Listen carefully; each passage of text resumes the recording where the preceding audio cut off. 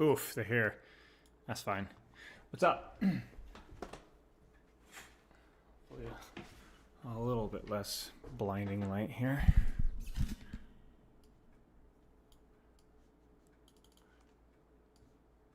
There we go.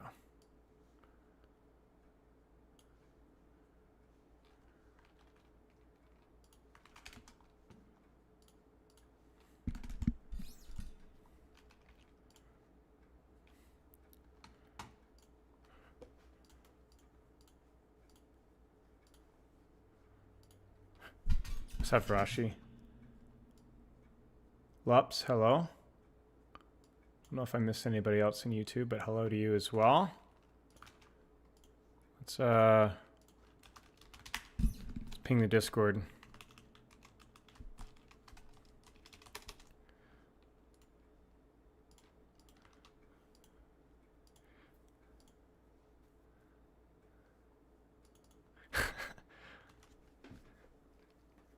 Nice, Frosty. Cool stuff. I think we're already in game, so I think we're just gonna go. Let's just roll. Big game too. Big game. It's actually kind of nice to have a decent game. You know what I'm saying? OWCS co-stream.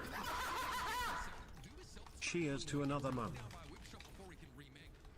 We'll do the Patreon plug there. Why not? What's up, Poke? Appreciate your sub, dude. Almost 30 months. That's crazy. Almost 2.5 years. Thank you, Shinto. What's up, Lampshade? What spells you know, professional wizard? Well, I would show you, but I would hate to blind you first thing in stream. How do I become a professional wizard like you? Sorry, I can't tell you. I can't tell you. If you have to ask, you don't know.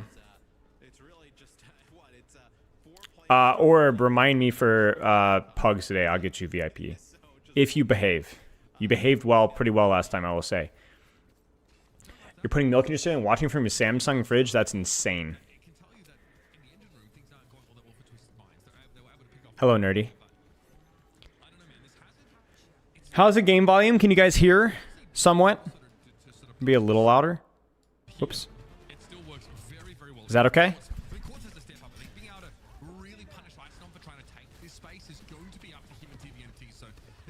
I behave because you're literally holding a gun in my head. Yes, and I will continue to do so.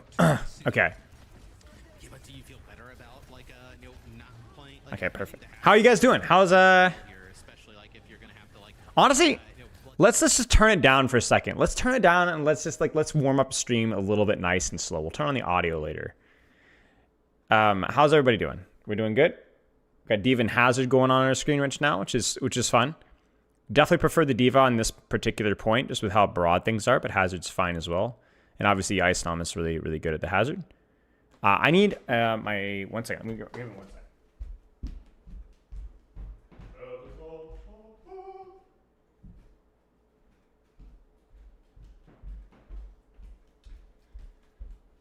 I'm back.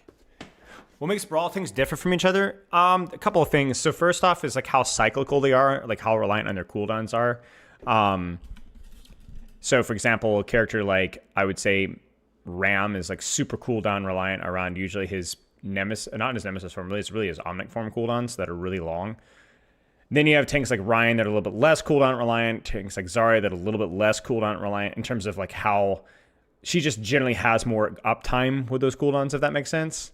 And then you have tanks that have like Brawl tanks with a little bit of verticality, like Hazard has a tiny bit of verticality, and you have tanks like Ryan and Malga that are very broad in terms of the space they can control. So they're better on more wide open maps in comparison to tanks like Zarya and Ram. And then you have tanks that have good matchups versus certain characters. Like Ram is really, really slow, and so he's really bad versus dive characters. You have Malga, who's really bad versus long-range poke and heavy CC because he doesn't have a way of consistently mitigating that.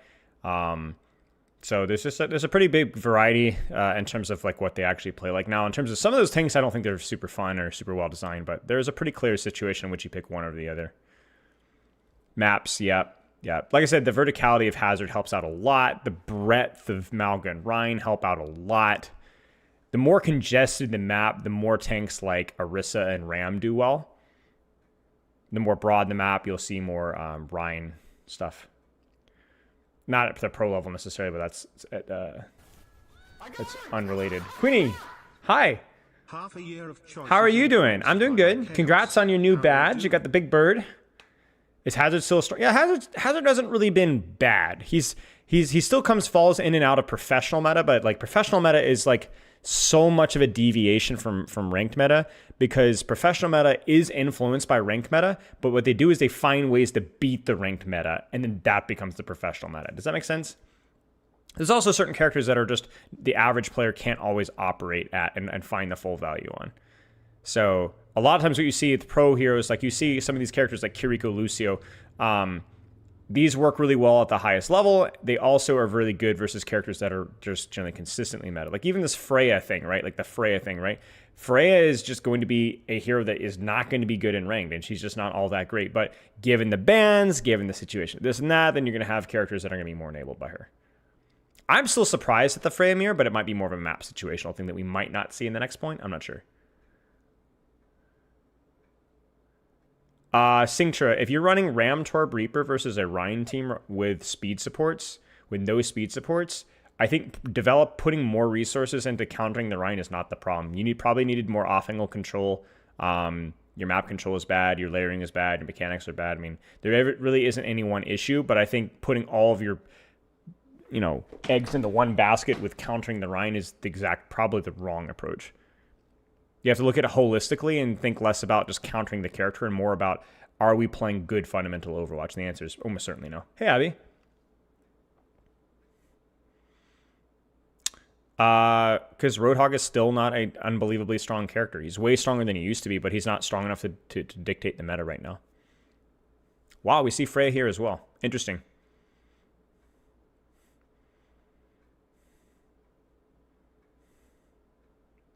I do think Freya is stronger than Sojourn, and I mean, maybe it makes sense. I'm surprised to see Freya over like a double fill in the blank, like Adventure. I guess Beatrice's not super good in this map. Sombra, Tracer. I guess Reaper lost his minor perk, so maybe that's why we're seeing more space here. But I agree, Cassie is still pretty bad. Sojourn is still pretty bad. You're not going to play Ashe on King of the Hill. So there isn't a lot of competition here. So to me, Freya feels like maybe just making the best of it. And the Symmetra ban is crucial as well. Quartz and Shockwave. Yeah, actually, that's true. I'm stupid, Surly. Quartz and Shockwave are basically OTPs with poke DPS. And you can't play Hanzo here. You can't play Ashe. You can't play Widow. Cass is playable, but I do think Cass is pretty bad right now. And so Freya may be the best option out of a bunch of other worse options.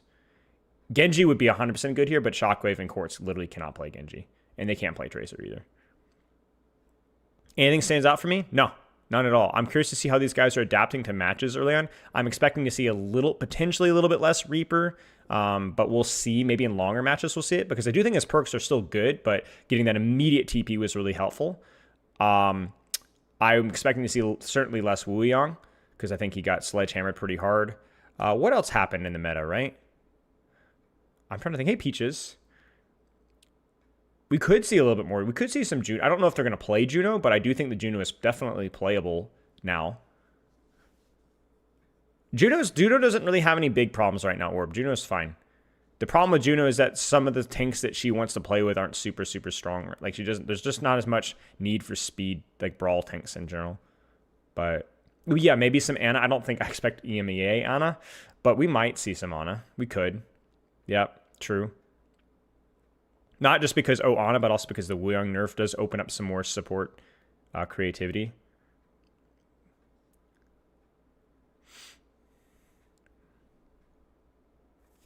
You think we see Hog today? Probably not. Probably not.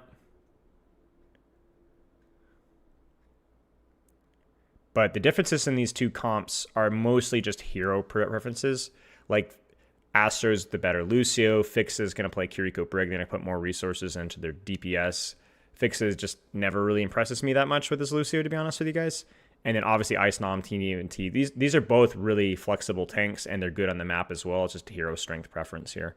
We could just as easily see a Diva mirror. We could see a Hazard mirror. Worth pointing out that the Zarya ban is in effect here. So I think without the Zarya ban, we would probably see Zarya in this particular point. So wouldn't Wuyong still be good with a high output support like that? Well, it really depends on the map, because Wuyong now needs much more space to operate because he's a lot more fragile. Double wave perk got nerfed a little bit. His HP obviously is a huge nerf. A little bit of a nerf to his damage as well. So you really need those wide open angles to make the character work. Brig Kirikou is somewhat common, especially, yeah, because Brig Kirikou does amazing versus Diva. Brig is just really strong versus Diva. Oh, that's actually true. That's probably more of the reason why Fix is playing Brigitte, is more because of the Diva. Brig's still okay on this map. Lucio's better in Koth, but Brig is freaking amazing versus Diva. One of the hardest counters, I think, that is underrated for sure. Wouldn't be surprised to see some ball today as well. I don't think he got it. Oh, wow, Kev. I don't think he got a significant buff by any means. More of a minor thing, if anything. But he's still just such a good character. TM clutches it out here. Sorry, I'm just doing more answering questions rather than analyzing. Which supports best counter, Hammond? Really just the map dependent, really. If the map's really congested, Lucio is really good. Brigitte can be really good if you're predictable, like the boops are really good. If the map's more open, characters like On and Zen can really ruin him because he dies so fast to any CC and damage if you have enough space to kind of poke him down and avoid his engages. But it's much more, he's a much more map situational counter where Ball is never really the bad tank, so he loses to the support that's really good on that map, basically. But if you were to play Zen on like Flashpoint, you would get toasted because Ball could come from everywhere and it would be hard to stop him, you know. I think Brig benefits a lot from Kirikou's Foxtrot Purge as well. That's true. Yeah, that cooldown reduction, really big for your bash resets. Really big. Highlights? Yeah, Zen is a funny one. Yeah. It's why people will go like they'll go like full, like let's say you're playing Escort and they're struggling versus a Ball and they'll go like Moira or something. And you're just like, frick, man. Like, we're never going to kill this Ball now. Like, because he has so much space to engage now. And in theory, if you're playing on his Zen, Brig, fill in the blank, better, you should be able to damage and CC him. And they just don't. You'll see that when they go like Reaper Bastion versus a Wrecking Ball and Escort. It's like, bro, what are we doing? Just go any damaging character. Is Bola ever worth throwing long range like that? No, almost never. Only on like an unaware target. So yeah, I agree that Bola was not good. It's also challenging though at this level because the biggest weakness of Bola is that you have to stand still when you do it, which means you're really fragile. So it's, I think, like a really poorly executed ult. I don't think it's poorly designed. It's just poorly executed because you're required to get close to get value, but like the closer you are, the more scary it is to stand still. So it's like at this level, you very rarely catch people unaware. So it's like, it's a really hard ult to use. I wish that they would. My solution with Bola Shot has always been like part of my holistic solution with Frey as a whole, which is move her to 250, see if you can remove the 2-tap, give her a lower cooldown and updraft, let her dash and strafe when she's using her ult, and then she can get her hands dirty a lot more often. And but it's a really, really limiting ultimate. Super inconsistent. I was playing with it because of the Brigitte bug, and then we went Bastion to Frey Genji. Yeah, it's so stupid. Yeah, like people will go Bastion, and this even happens in Masters sometimes. People will go Bastion or Reaper, and they just have zero understanding. It's why I think of all the Winston counters, the one that consistently gives me the most trouble in the students that I coach is Torb, because Torb is good at all ranges versus like Torb on Gibraltar is not amazing, but he can function. He's okay. Like he can make him work. And so like there's never a situation where Torb is going to be a bad pick versus Winston. Close map, open map, he has the tools at all ranges. On Dorado, yeah, classic. Classic.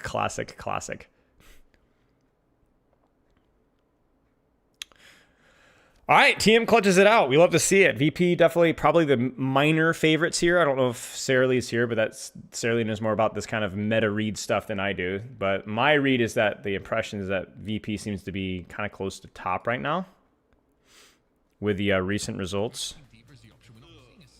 Yeah, actually, that's a good question. What is Brig Bug? Also, hello, Refit. How are you, my friend? Long time no chat. We got a VIP, this son of a gun. How you been, mate? Long time no chat, man. How's life treating you, dude?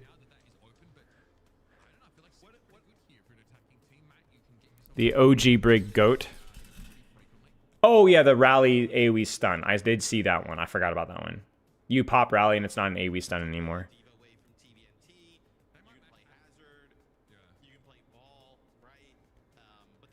VP versus C2, they're only lost being the Alcan like week 1 or 2. Okay, good to know. Hey, Keith. How are you? Torbs and Nugget spawn Icon Volta.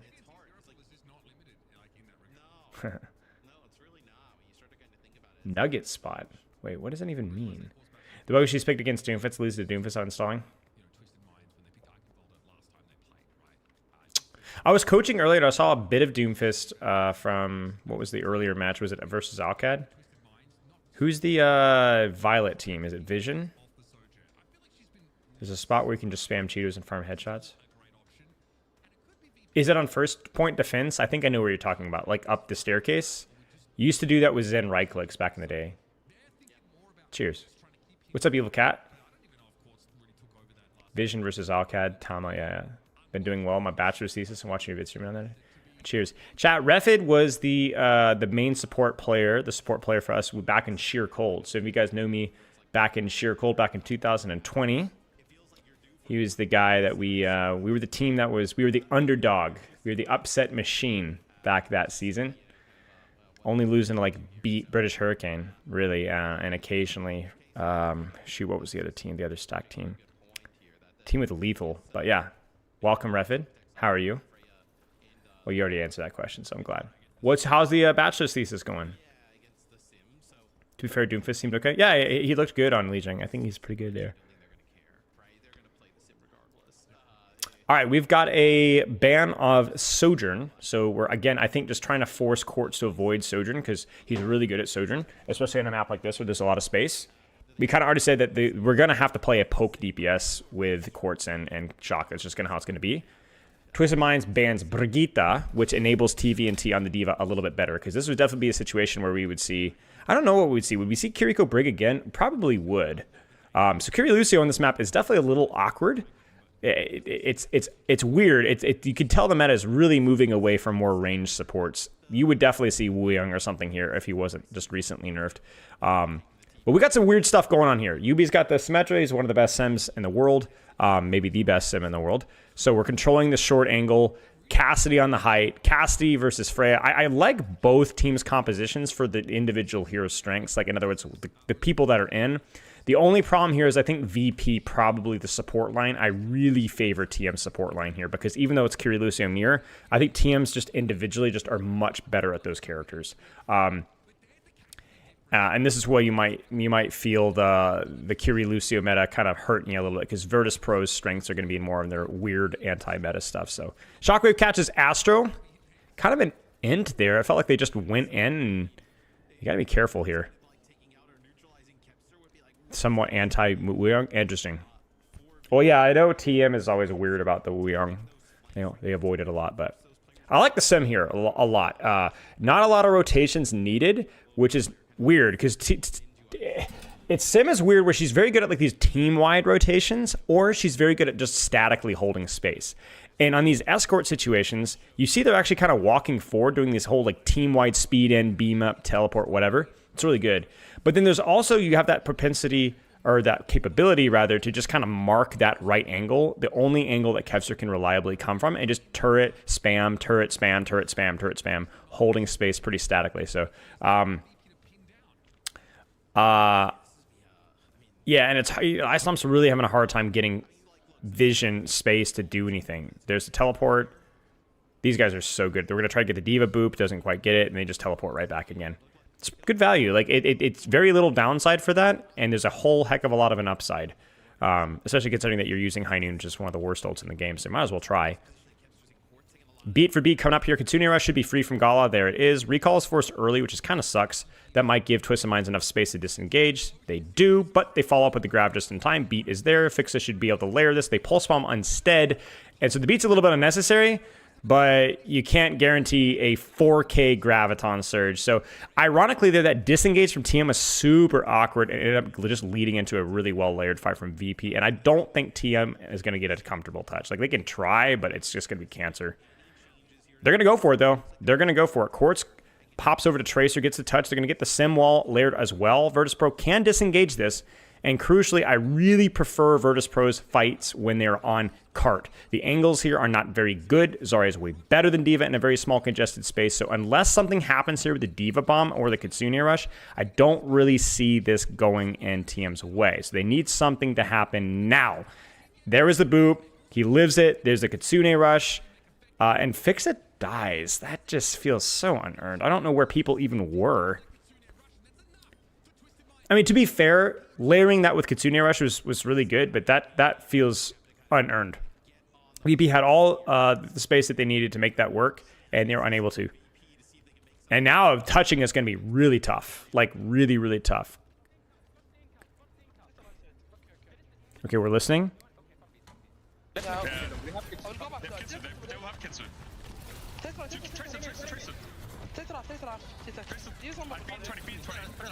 We're listening to TM, not VP.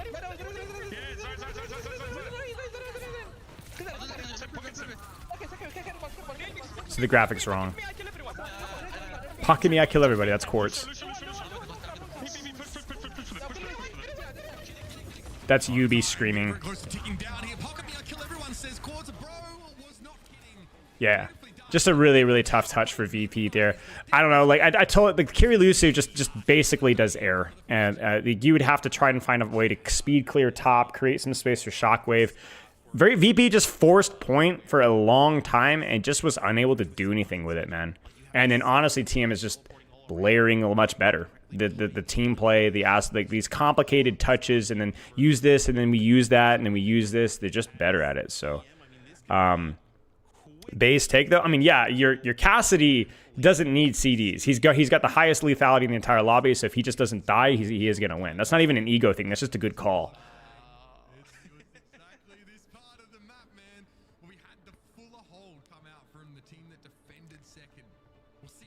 First holds on Rialto are not rare, but that's still a bummer for VP. Like, that is not the start that you want here at all. And really, this whole ban situation here with, like, being able to hold on first point with Sam banning Brigitte, forcing VP to play a map, it just... I don't know, man. Like, it's not looking great.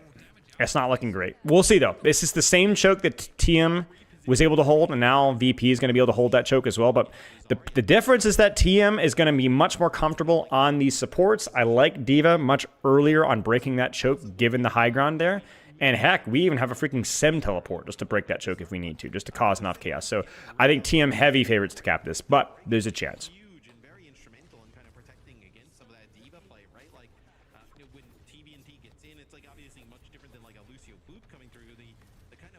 Early rotation to top. This is kind of what I wanted to see more of from VP, and they just didn't do it. So even just getting the turrets there means that we're going to have a little bit more of a difficulty pushing through that. And like toe-to-toe, like clearing this high ground isn't so much about you using it, but making sure that you can at least dislodge a couple of people from it. So there's some pressure on cart. There's some pressure on top. You can see Aster looking for the boop. He gets the boop, simultaneously denies that angle. Islam now can no longer go back. So then now they can feel free to probably do a teleport rotation would be my guess here.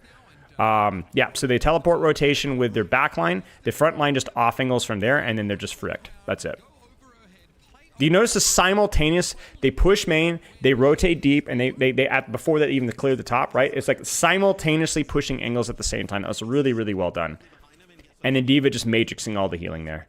So speed rotate, and that's also support play as well.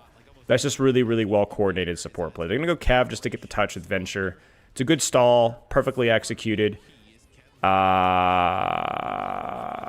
they just don't have anything. Kitsune rushes there first, and Isom's freaking should be dead. Yeah, that's it. Should be it. Like, basically a miracle, and it's not going to happen. It's just not even close. Confusing. Very confusing. I don't know. Well played by TM. Well played by TM. They just never got the snowball started, man. They just never got it. We'll be seeing a Genji, not from these teams. Almost certainly not. I don't think a single person on these rosters has a remarkably strong Genji. So Kev is fine at it, but I don't know. Who's the other DPS for TM?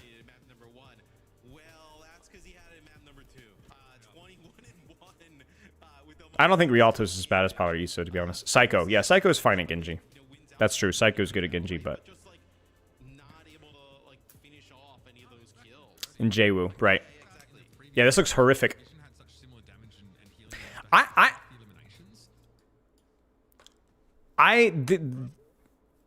They're obviously making decisions with a lot more information than I have, but my you know, armchair quarterbacking here, armchair analyst here, or I guess Tuesday morning quarterback would be the thing, is I don't understand why some of these teams are doubling down on the double range poke. It must be good. Like, it must, I just don't see, I guess it's since the Reaper nerf, maybe that's kind of like the alternative, but it just seems, surely there has to be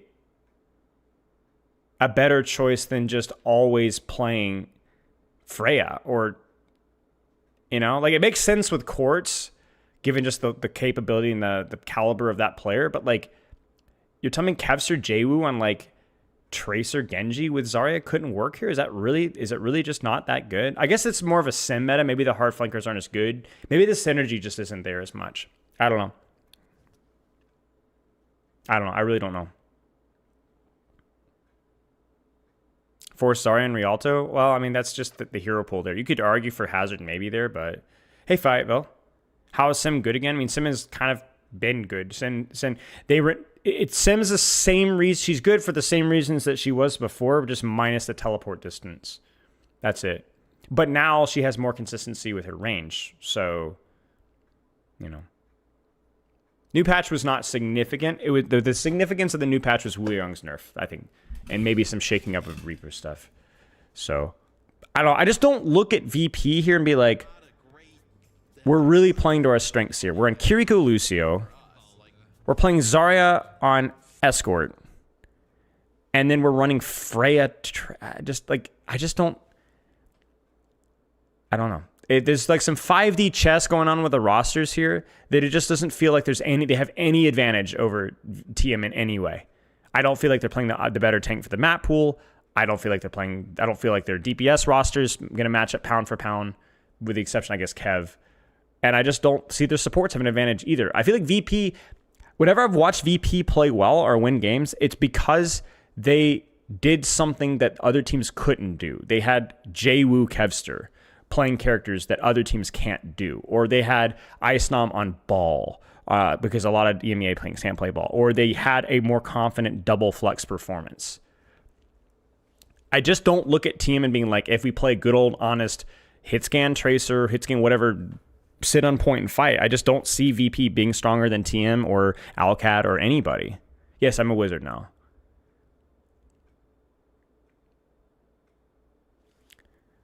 I thought she needed a TP distance. Nah, she doesn't need a TP distance to perform, no.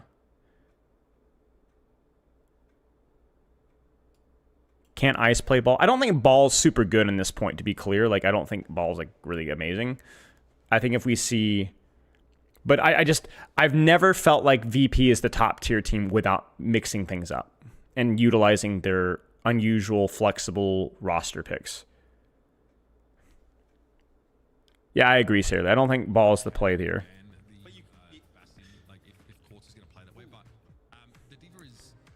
So TM bans Hazard.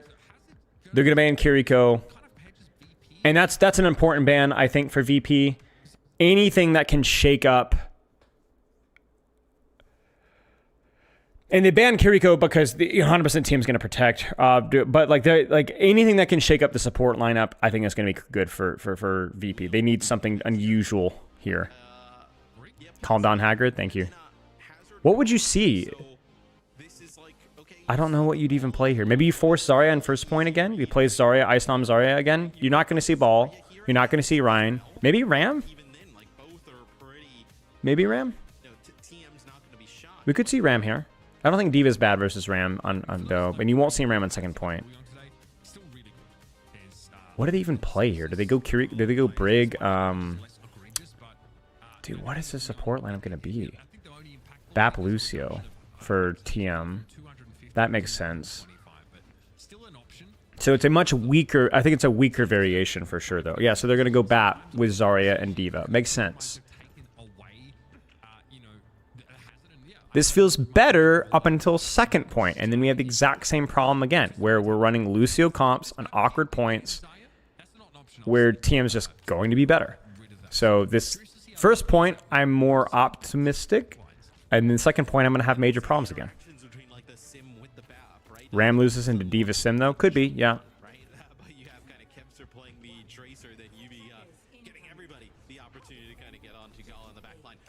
Yeah, pros do not like Icon Builder. You just need to look at the pick rates of maps in higher ranks to see. Pros almost always pick Flashpoint, a lot of Koth maps. Bubble Tracer, Brag Turrets, Icenom's down 2 bubbles, they're going to rush him down, he's going to get Lamp, and he's going to die. Probably shouldn't have Bubble Tracer.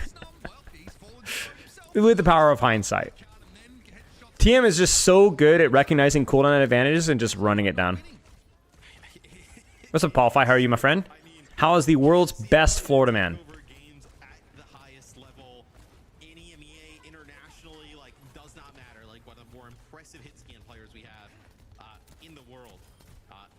Early teleport burned. This is an opportunity for them to rotate forward. Early bubble as well from Icenom, which is a little bit questionable. They need to take some space cautiously, but they do need bubbles to do so. They're checking, they're marking, they're checking, they're marking, they're checking, they're marking. Is Kev through? Kev is through. They're going to rotate into the Diva. Icenom is just getting explosions and death. Oh, man. Some of these rotations have been a little bit awkward. And then also it feels like a lot of it is Quartz just basically pumping an unbelievable amount of damage on these rotations. So credit goes to Quartz. But these rotations from Icenom have not been amazing.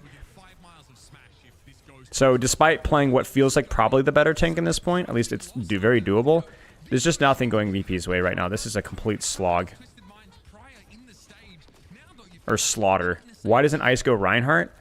Ryan would be okay here. Ryan would be okay here. I'm still not convinced that Ramattra would be bad. Not sure he can play Ryan. You might be right. That maybe we're too old school here. Now we've got the old economy. Pulse bomb hits. Huge. Where did that pulse come from? Am I crazy? Oh, no, it was Shockwave's ult. It was not pulse bomb. Great catch. So they catch the engage. They just need to get trades. They need to kill Baby here. Or Sem. Yeah, they get both. Okay, there he is. So there's a little bit of an early urgency from TM. Gets punished. A little bit of hubris. And VP finally catches an engage. Manuel got a Razor Sling. Nice, mate. Congrats on the 26 months, dude. Now, here's the problem with VP's comp. Now we're on Zarya on this kind of a map. The good news is I do like the Brigitte better on second point than I like the Lucio. So let's see. How's Shockwave's performance been? I honestly, I'm not as attentive to individual performances unless they're obvious. I do like Freya here well. I think Freya's okay. There's the Ram swap. That's scary. So Icenom is going to have to be really good. Very nice BAP window. Great space control. Can we deepen an angle off of that? Can we take top? Kev is going to use that to take the angle on left. That allows for a grab. That forces shield, lamp, and beat. So if Icenom and Vortex, so that's a good trade for VP. And then now we can execute in theory with Rally. We're looking for it. There it is. It's caught with BAP ult. Yeah. And then there's just a lack of pressure elsewhere. There's too many resources. I would have loved to have seen a rotation inside. Well, hang on. Maybe that's what we're getting right now. Oh, my gosh. Good. Okay. This is what we needed from VP. Playing more to our strengths, right? Playing the Brigitte instead of the Lucio. Opening up angles. Yeah. All right, now we can get our Zarya stuffed up top. And then Bat Brig together. Going to rotate away. Icenom needs to rotate. Let's flip the map. Flip. Don't get Vortex. Flip. Don't get Vortex. Flip. There's the Vortex. Does it hit? It does, but they're able to flip and steal point, which means they can... Oh, Shockwave gets stuck in the rotation. Come on, Shockwave. Still winnable for VP if they're careful. Oh, man, these shots are crazy. Notice he's standing still under no threat. They catch Yubi. Fixit gets booped. Tragedy. Astro dies. Gala should follow. No, Gala. Oh. Wait, this is still winnable, guys. This is still winnable. Zarya is the best here in the game in devolved fights. And that's exactly what we have right here. Finish the kill. Come on, finish the kill. Finish the kill. Oh.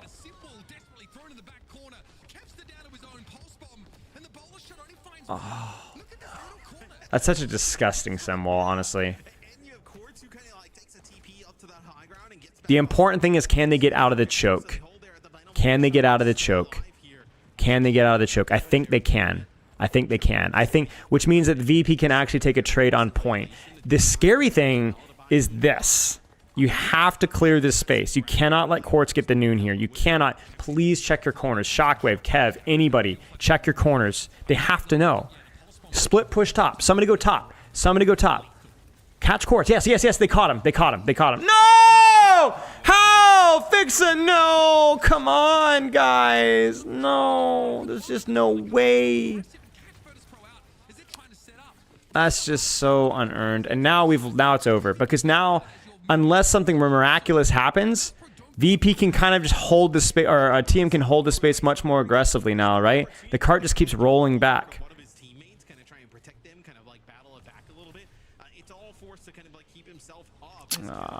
See, it's so much harder to take the space now because there's so much less respect for cart. Cav's in the back line, so that is helpful. Lamp is forced. It's a good shot from Shockwave. Couple of shots, but we've... Oh, dear. Oh, okay, good, good, good, good, good. Somebody's marking the angle. We needed that. Beat is used. Grav is used. No problem. This should open up Freya ult. There it is. Freya ult's used. Doesn't hit. I can see, but I don't know. Astro is low. Noon is used. Recall is used. Rally for execute. They clear Quartz. That's all that's needed. Oh, Fixa, come on, dude. Just don't die. You just hold the angle. No, my gosh. And then Quartz retakes the space, dude. Ah! Dude, just come on. That's so unearned, dude. All he has to do is hold the space. Don't die to Quartz, just hold the space and they win that, man. Really abusing that matchup a lot. Difficult map to retake, but it felt like VP always had the resources to do so and just failed consistently at doing so again and again. Tough.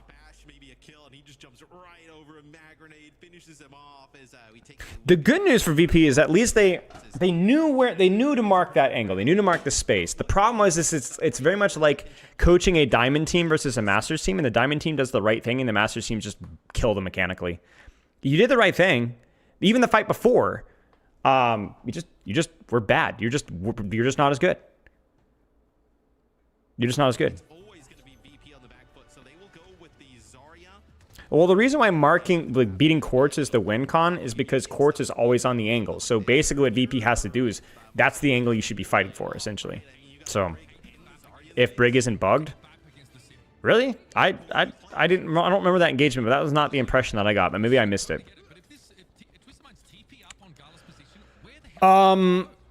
Brig. Okay, so Brig has potential here, but you got to be really careful of teleport. You have to hit your whip. You cannot get run down. Brig is feast or famine here. I would be surprised if Fixa isn't either carrying this fight or trolling this fight. Let's find out. Huge responsibility for Fixa here. To hit the whips, to disengage, to live the teleports, to live the diva rushes. Oh, that makes sense, Sarely. There's a teleport. They only hit Zarya, though, so that's not the biggest problem here. Can they pocket Ice Slam? They should be able to. I don't know where Fixa is. I don't know where Shockwave is, but they are getting the angles that they need. Zarya is charged. As long as Quartz doesn't get a pick here, this should be a fight win for Virtus Pro. I don't know how TM does it. I don't know if it's just the cover usage or the mechanics. Shockwave didn't hit a whole lot of shots, to be fair, which is difficult, but like... You have a charged Zarya, you forced Lamp, you've stabilized, and somehow we're just losing. Like I need to look at that. I need to look at that in a replay code. Like how? They just ran at them, ducked behind a corner, and then ran at them again. Like I don't understand how. We don't have the replay code as the problem. It just feels so unearned, you know? It's like, Kev had the angle, we forced the lamp. I don't know where... It's what it probably is. It's like a lot of little things, like a missed whip shot, a missed shot, a missed prioritization of a bubble, bad cover usage with a certain person, whatever. But that's just where, like, it's really hard to quantify... Oh.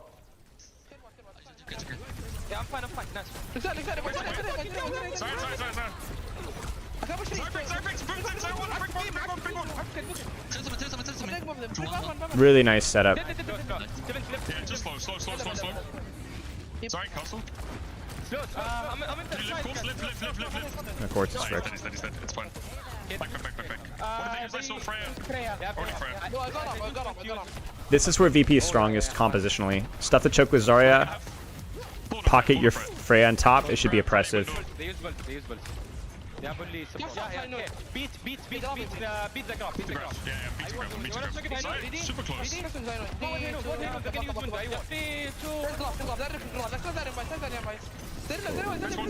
Good response. Grav. Ah, it's too late. You're fine. Fair one to break.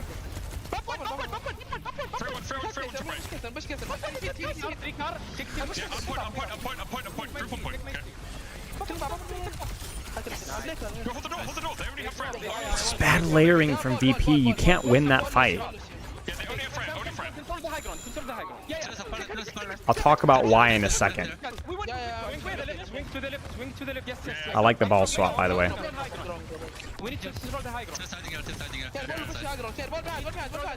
I'm gonna spin enemy free. Ready to TP. Okay, chill. Desperation wrecking ball for Ice Numbers VP. The ball is good here. The ball is good versus the Ram, and it's better on the second point. I'll talk about the problem in the previous fight because I think it's a really important fight to break down.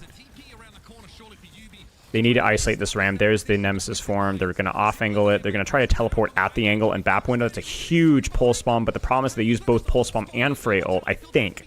Maybe the pulse bomb was elsewhere, but it's enough. Yeah, okay, good. The setups for VP have been better. Like, I think it's easier. The point's a lot easier, but they're obviously leveraging the map on this point and this fight and the previous fight. The question just comes down to execution. The problem with the previous fight, and we'll look at it in the VOD in just a second after this map's over, is that the sim wall cuts off all angles. That's the problem. With the placement of the hold, they either needed to rotate faster or you needed to say, like, we're going to lose the sim wall, it's fine, we'll go in with BAP window and Brig afterwards, or the rally grab afterwards. If you are going to grab, you have to use it way sooner. You cannot wait until the fight's already lost at that point, because you need that space to disengage. Oh my gosh. That's it. That should be a cap.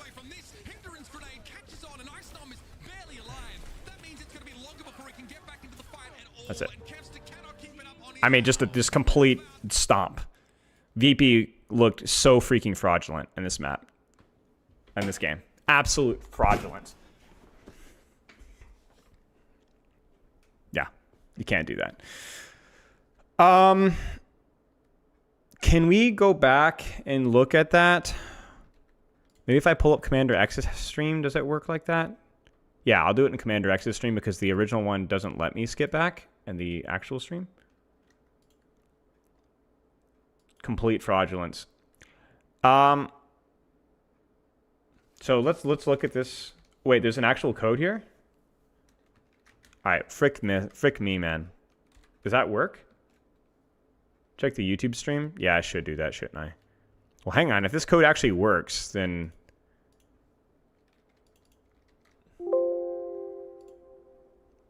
So we'll look at the second point, the flip fight first, and then I want to look at first point as well. I have no idea how Team was able to stabilize that. Team is really good at that, for sure. The ability to re-stabilize in their pushes. They're all in, and then they're not all in, like kind of out of nowhere. And I think that's like one of their biggest strengths as a team, but yeah. Check the YouTube stream, okay. Well, if this doesn't work, we will do that.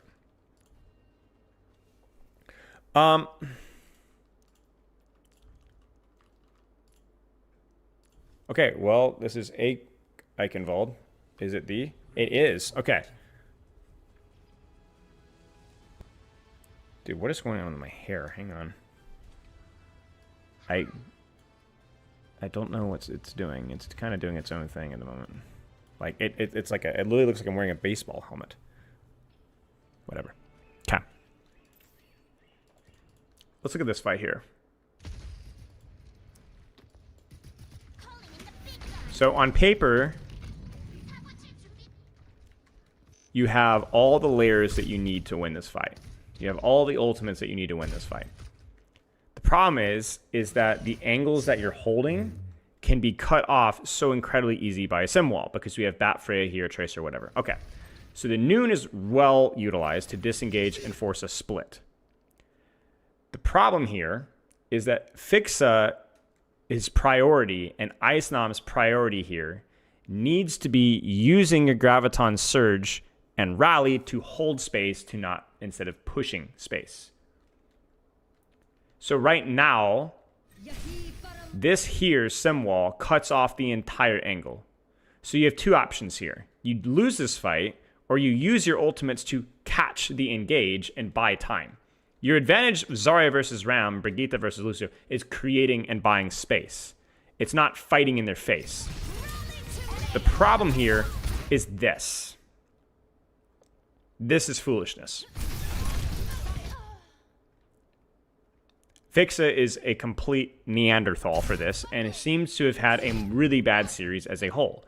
You don't pop, rally, and bash into a charged Symmetra, a Ram, especially when they have a sim wall cutting off your angle on a beat. This is plat stuff. This is plat. I'm not normally harsh here, but this is really stupid. In addition to that, Icenom disengaged the push. That's great. But the grav needs to come out as soon as we burn. You know, I'll cut. Yeah, it's just panic, right? Like, here's the thing, okay? If you're playing, this is really high level stuff here, so I'm going to be a little bit prickier on Icenom, okay? The reason that Icenom does not grab this immediately is because of teleporter, which is one of the luxuries of playing Symmetra, is that you can just teleport out of grav. So Icenom wants to grab this, should grab this if there's just any character other than Symmetra. Because you could grab and you could just walk away and kill and buy yourself time, and then with your rally, you're good. The problem here is that he has to wait for the teleporter to be used. And then he decides, you know what, I'll grab them away from teleport, but it's too late. What should have been done here, chat? Rally, back up, hold space, or simply don't grab. Just don't grab. It's okay to lose this fight. That's one ult, that's two ults. You've only used your rally, your window, whatever, and you're fine. The longer this fight goes, the more time we'll give Kev and Shockwave, and heck, even your BAP to eventually get something done. The problem here is that they force the rush. Fix this trolling, man. Like, I'm telling you, this is trolling. Like, this is really, really bad. I want to look back at first. I want to keep up this Fixa slander because I'm legitimately confused about how many times we were losing angles here. I think he just gets booped off the map here. Yeah, it just gets booped off the map, which is, you know, not great, but whatever. It really did, Sarely. They could have just kept backing up to their spawn. Like, this isn't even complicated. You're playing versus Ram Lucio with Zara. You know what they're going to do. They've been doing it for years. This matchup has been, you've played this matchup in ranked 500 times. They're going to Vortex and run you down. Run away. This rotation is really good from Fixa. I think he goes top. He should go top. Yes. He just screws up. What should he do here, chat? What should Fixa do here? I mean, he really shouldn't drop. At least not immediately. Aster just destroys him. Aster just destroys him.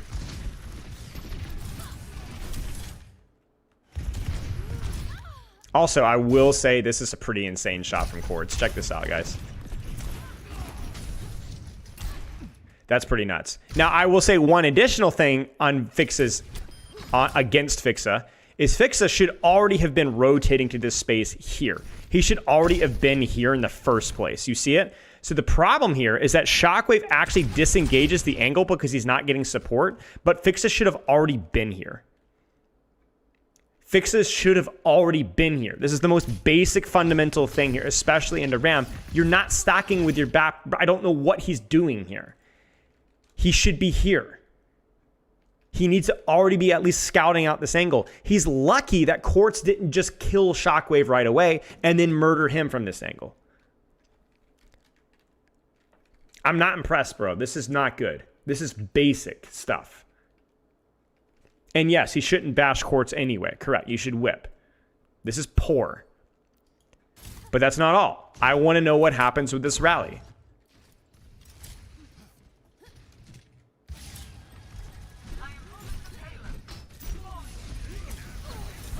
I don't really like this from...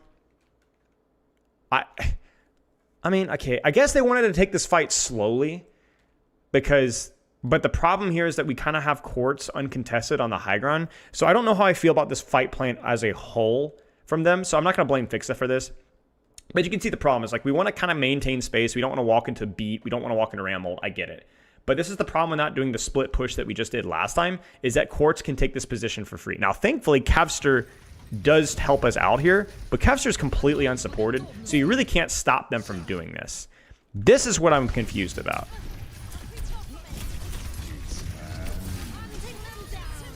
It's actually really weird that Quartz doesn't push the angle here. It's actually really strange. If I'm TM here, I think I just put Astro with, and I commit declaring out Kevster. I think they would have lost, but whatever. Let's actually look at what happens here. It's a good whip. Grab is fine. Teleport's used. Nemesis form is used. Beat is used. We rally to catch, which is fine. He checks backline. And then we go in for the commit on Quartz, which is definitely a little bit egotistical. But then, okay, let me ask you guys a question. When you go for an aggressive play and you fail on the execution to secure the kill, what should be your number one priority right now? What should be your number one priority right now? Number one.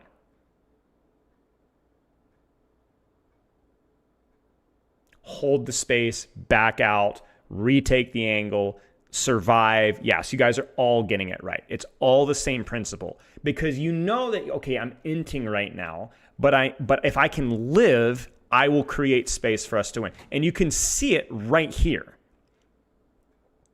Islam has a huge opportunity. All we have to do is live. So first problem here is we really shouldn't be going for the whip. We really should just be holding shield and saving whip to either hit the Cassidy or deny the Sam or do this and just run. Let me be very clear. Fixa is going to die here. But you should extend this death by at least 3 or 4 or 5 seconds. Anytime you go for an aggressive angle push, you just need to live. Your team will capitalize off of it because we are doing so much. Islam's getting... Astro's freaking dead. We could force TV and T out to low HP. The problem is Fixa just freaking ends. He goes for the kill when he has no business getting the kill. This Quartz is not 1 HP here. He's 2/3, best case scenario. And dies just instantly. Instantly. So the play was a little bit of hubris, okay? But I understand you're in the heat of moment. You want to make something happen. Okay, then that's okay. It's all right. It's all right. So I could argue, but maybe it's not the best play. But if you're going to make this play, you have to live. If you take an aggressive angle, the living on the angle is value enough. You don't need to get the kill.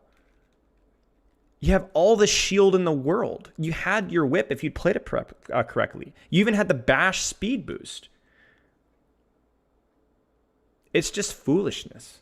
It's foolishness. And Fixa, and I don't know, man. Like, this is just really poor. Okay, I want to look back at first point defense. By the way, Sarah, thank you so much for these replay codes. This makes this so much more interesting to watch. I don't know where you get this. I would love to know. But this is amazing. Hey, Magister.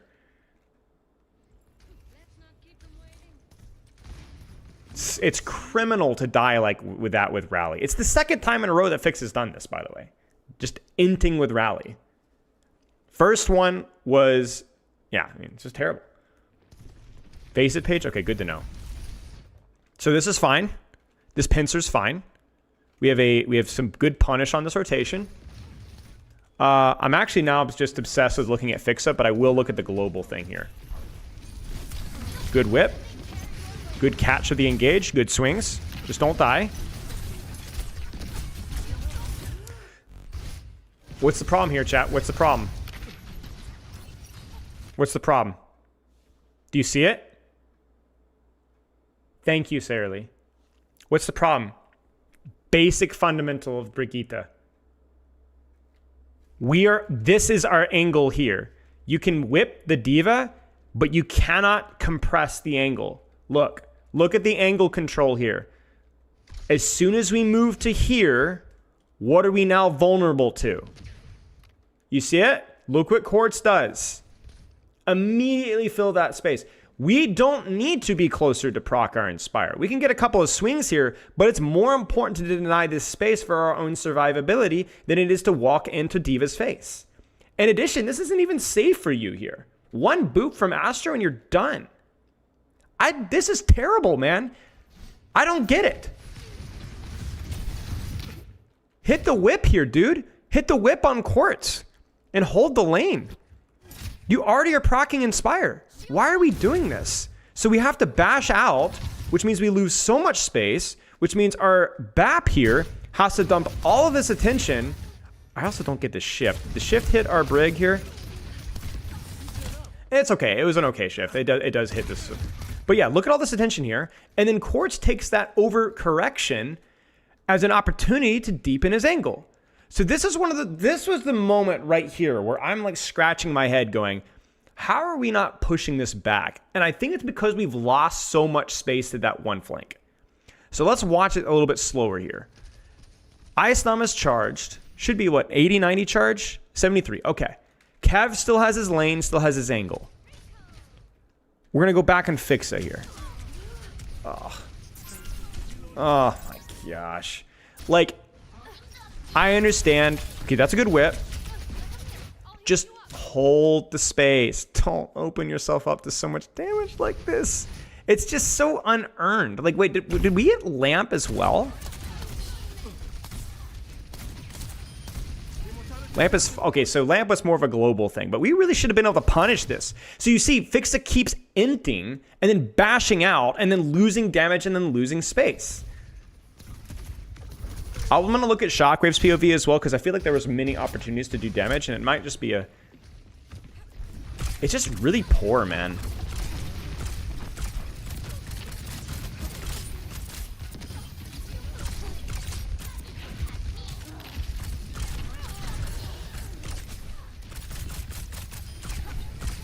The rotation to the right's good. Okay, it's just mechanics. Just there were no shots hit. No, like one relevant bolt was hit in like 30 seconds, which it happens. It's not a big deal, but that's our answer right there. We could also look, I'm sure, mechanically down the line at a little bit of Ice Nom stuff, and it's not, we're not gonna, but there's, you know, there wasn't enough punish on the angles. I think actually Shockwave's rotations were perfect. Starting here, then backing off to here, and then flipping across to the angle here. But I mean, Fixa is a huge liability with controlling space. Like just a huge liability. Huge liability. Not all his fault for sure. I mean, case in point, right? But like, yeah, this is a huge problem. You can't not hit a bolt here. Like you just have to hit one or two, you know, anything. I actually feel like Tracer presence was the only thing that was relevant here, but maybe you're right. Let's watch some Kev here as well. Let's find out if Tracer is okay here. The initial starting angle's fine. The damage is good. He's responsive. He assumes a lot of attention, doesn't get a lot of attention. It is a little passive. Like that initial rotation was a little bit hesitant, like right here. But I think he just didn't like the angle that Quartz had on him. It's too easy. And then here he doesn't really have good vision. So I think so far it's okay. And then once he has a blink, he walks back into the angle, hits some nice shots. That's going to be Lamp. And then he goes in the room. This is the one thing that I don't like from him. So this rotation here, he really, really needed to try to greed his recall to tuck in towards here. And then if they ignore him, then he can recall, and then he can hold the angle with the health pack. Because recalling back to this angle here, sorry, wrong person, is really kind of sucky. Holding that space and backline, like you have a charge Sem, but that's not going to burst you down. You'll be fine. But yeah, I actually think this is okay. There's not really a problem here. Let's look one more time at Ice Nom then. I say one more time at Ice Nom, but just we'll look at Ice Nom. Yeah, I think he could agree to that corner with the mini. And probably either held the pressure for longer or maybe just actually held the angle.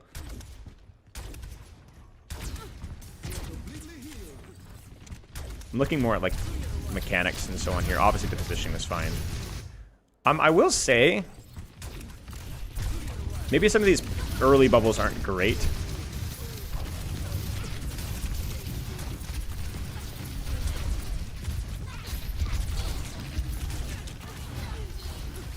too much space given up. So right here, when he has bubble, once he's here, his attention needs to immediately migrate to back to here. That's like a huge problem here. So he's going back to deal with D.Va, but that's not really his responsibility. He doesn't even have a bubble here. He really just needs to hug this cover here, because by rotating back, you take more damage, right? You lose the corner, and then that damage downtime is what allows him to restabilize here, because he's not really doing damage for a few seconds. And that damage easily would have killed Simple, and probably Yubi as well. And then crucially, because we lost the corner, we have to kind of walk back towards the corner, which means we take more damage than we need to. We do catch the engage with a nice bubble, that's fine. I don't think there's like a huge mechanical problem here, at least obviously, but this peeling back was a huge missed opportunity, and you could also argue that initial bubble was kind of unnecessary and really dangerous into a team that's going to be using teleporter like this. So not like there's, like I said, there's a lot of little things that accumulated here. Shockwave didn't hit a shot. Kev could have held the angle for longer. Fixa trolled the lobby with controlling space as a whole. Icenom peels back too hard instead of holding the space, and then kind of blows his first bubble a little bit. It's not bad, but he did get some value out of that first bubble, but yeah. How can Twisted Minds just run over ice? Well, they can't run over ice, but they can force him, they can scare him enough to force a bunch of abilities early. Because the thing is, people underestimate how much damage D.Va can do up close versus Zarya. You can just break bubbles and kill her. Like your best matchup versus Zarya as D.Va is either to avoid her or decisively run her face in. It's just no in between. You know what I'm saying? So, I'm curious about first attack as well, because I felt like we had potential here. I think this is where Icenom bubbles Tracer, which was a choice.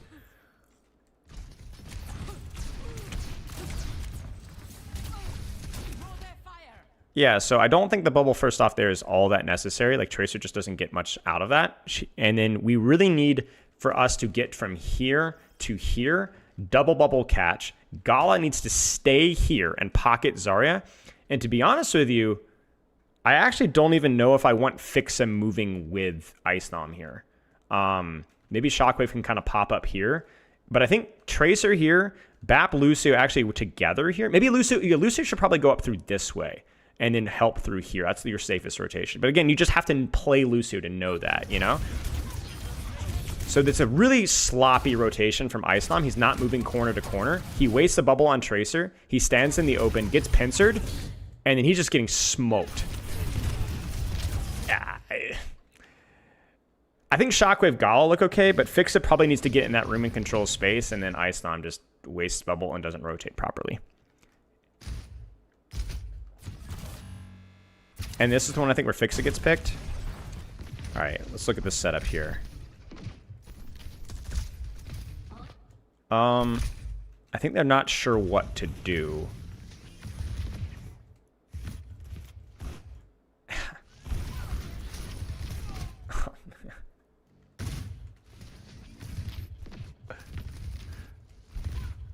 What is Shockwave doing?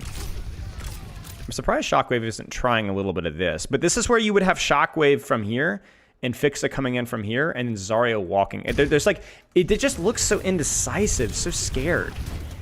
You know?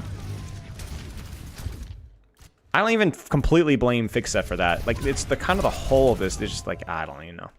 I don't know. Now, with all the negativity aside, let's look at the point that they cap. Or the fight that they cap on.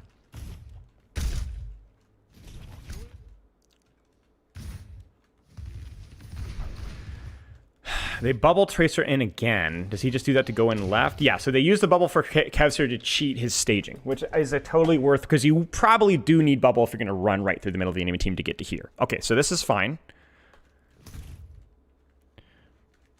Brigitte pockets from here. There's the greedy push, greedy rotation. TM backs off. Now we've got our Freya on the angle. Disengage. They're going to run it down. Can Fixa live? Freya on the flank.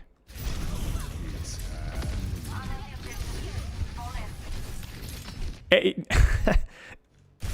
mean, it's not even like anything crazy. Do we even proc our Inspire? I think we do. No. We just live. That's it. We just lived. We just didn't die. And so then we have Bap Brig, Tracer flank, and then Shockwave on the flank with a nice ultimate. And that's it. We got a surround. We got a surround that we wanted. And if Islam can just literally bubble only himself, we're fine. What does Islam do with his bubbles?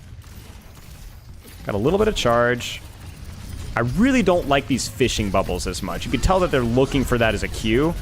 I just think Islam does a good job of evading the damage. I'm just not always a fan of his first bubbles. But yeah, just it's what they didn't do on second point. Just don't die in that first rush, right? We'll catch it, we'll kill it, you know, and that's it. Yeah. They didn't die immediately. That was the thing. They ran away. And so it worked.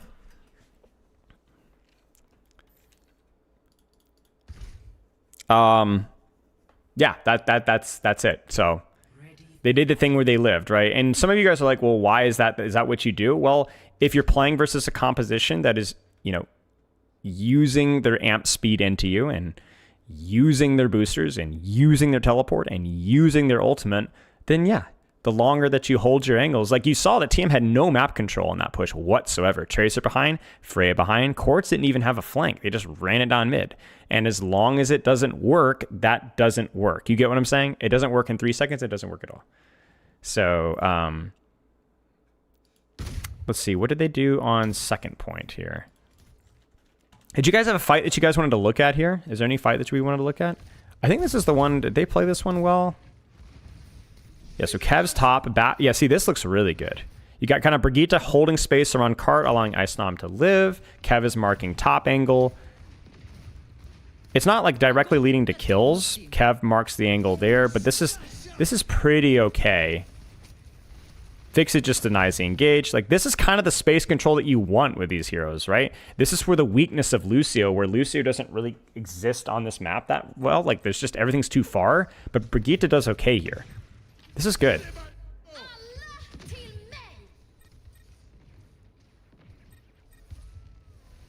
And so they actually end up clutching. Like, look at the difference with what Fixa is doing here. Now, you could argue here, I would probably prefer Fixa to do something sneaky with Kev up here. I actually would like that a lot better. Or Shockwave with your rally. I think that's way more consistent versus the Ram. 100%. However, look at this. Right. It works. Now, they lose to the angle because they're not marking that angle. But guess what? Rally is not... I have to get value now.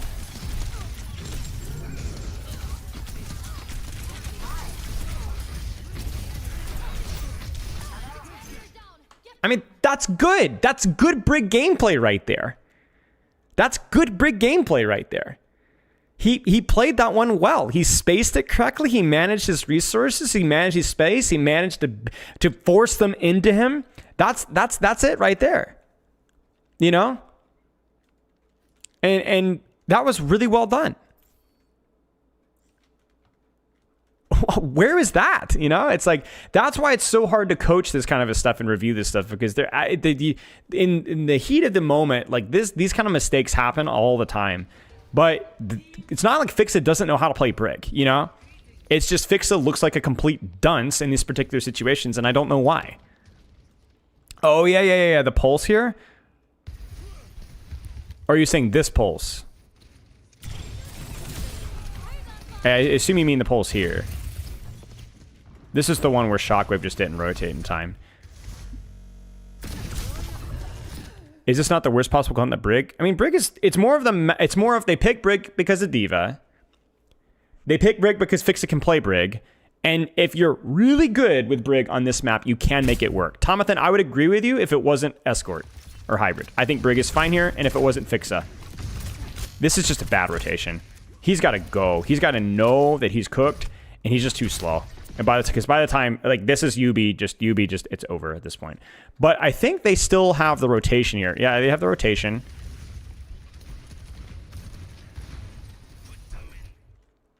They catch the engage. They have the angle. Kevster's marking the angle. UB gets a little bit too excited with it. Fix gets boofed off the map. Gala catches the engage. Pops BAP window. Maybe a little bit of hubris. But I think it's worth a shot, because it's if he kills Quartz there, then that's huge, right? He just doesn't... Oh, Gala. Yeah, like, oh man, if he gets that kill there, he dies to Simple anyway, but that's actually a huge convenience there, and just a couple more shots before Simple gets it, maybe. No recall, that's crucial.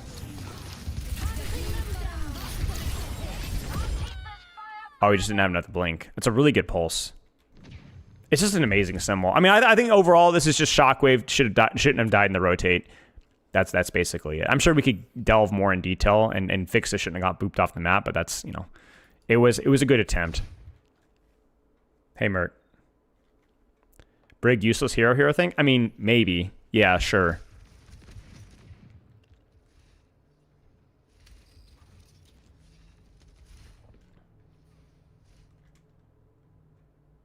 Oh, yeah, the teleport being used to come back from spawn. Yeah, 100%. I mean, this is the kind of stuff that's tough. This is like why Sim is so freaking strong. It's just kind of like, look at this. And we're immediately back in. And not only that, but... Right. So, we're just back.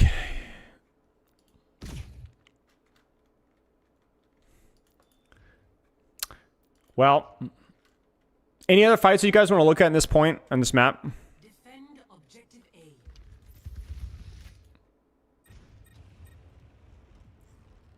Sim is pretty strong. Yubi's also really good at Sim. This will never not tilt me. This fight. That's just unreal.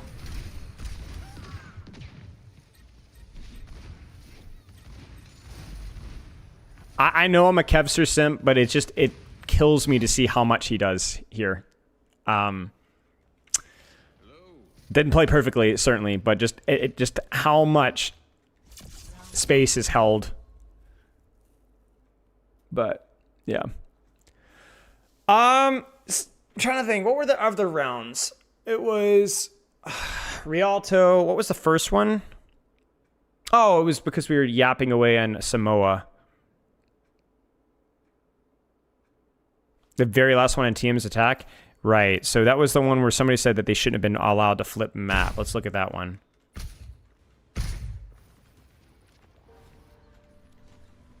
I do agree that with Ball, Tracer, Freya, you need to be punishing rotations really hard, because you have hypermobile characters. I don't know if you can punish this one, though. I don't know if you can punish this one. No, yes, you can. This is just an experience. So here's what you can punish. You may not be able to punish this rotation, but you can absolutely re-rotate and set up a punish elsewhere. Like, Islam has already used his slam, and then ends up costing his grapple, and then we don't have a punish on the rotation. Okay, so maybe this is the takeaway. They showcased their inexperience playing versus sim comps, thinking that they could punish this rotation. You just can't punish this rotation. You have to let them do the rotate through the room and then let them set up for something on point. You have to just let them take the rotate for free. You cannot stop them. And just have Islam kind of chilling here. And then Tracer honestly lurking around here. Honestly, even Tracer lurking in the castle. Like, you're just not going to get this rotational punish. It's just not possible. The only way to do it would be to literally have Freya here. And then like hard flanking them as they take here, like ridiculous, which you can do. I'm not saying that's bad. I'm just saying that like maybe that's too much of a tall ask, right? They just don't know how to play versus the sim with this stuff. Maybe they just don't have the reps.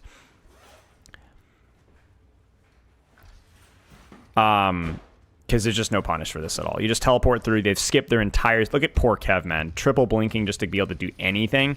And at this point, it's too late because they have noon. And now you don't even have a good... Like, Kev doesn't have a good angle set up because Kev has to stall point. He's getting pocketed. Shockwave gets his face blown off. I don't really love the angle from Shockwave, to be fair, but there's just not a whole lot here to say. So, they're fricked. They're cooked. It's over. So, good play by TM, and they just didn't know... VP just didn't think about it. I don't think I've ever seen an Overwatch team in the history of professional Overwatch that gets as much value out of High Noon as Quartz does, and Twisted Minds as a team. Thank you, Sarah Lee. I have never seen a team get as consistent value out of High Noon with the amount of understanding and effort that they put into using the ult as Twisted Minds. And I don't think it's even close. I've coached multiple Cassidy metas in Overwatch 1 and Overwatch 2, and I have never seen as much value. And it's not just through Symmetra as well. They find ways to make value out of it even without the Symmetra. They just know, he knows when to they plan around it to just to hold, like, even if this doesn't shoot Shockwave, this is such an unbelievably frustrating High Noon because this is the moment of TM's weakness. They just rotated in the open, right? And it's just unable to be leveraged. So even just buying time to steal point away is, even if it's just unbelievably valuable. It's not even, there's not even a use of teleporter here. It's just zoning value. So it's great value.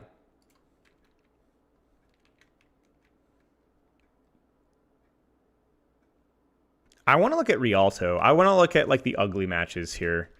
Unless there's something like really exciting in the other one. But I didn't get the vibe from Samoa.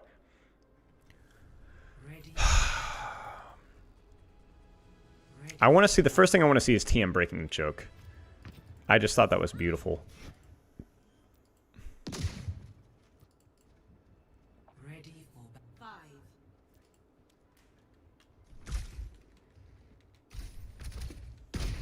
So they pressure height.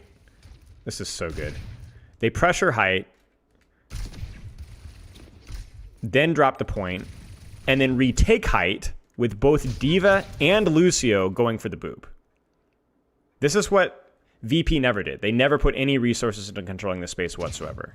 Never. And so now you can actually walk out of this choke and push something because that something is accessible, as well as the high ground being less useful. So check this out. Let's slow this down. 3, 2, 1, group up, speed boost out, swing Diva wide. Quartz marks the angle at the same time. Notice that Quartz is not even shooting Zarya. It's more important to not let Kev smash us in the back, right? So 1, 2, 3. Quartz kills Kevster.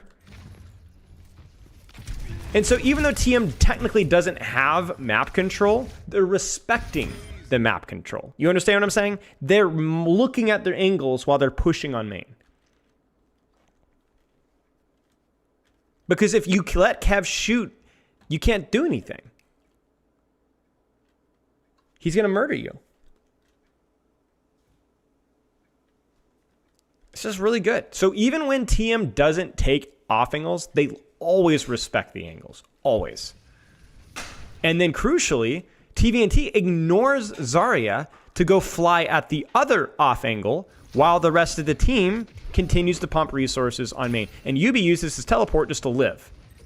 It's just good Overwatch, man. It's just freaking good Overwatch.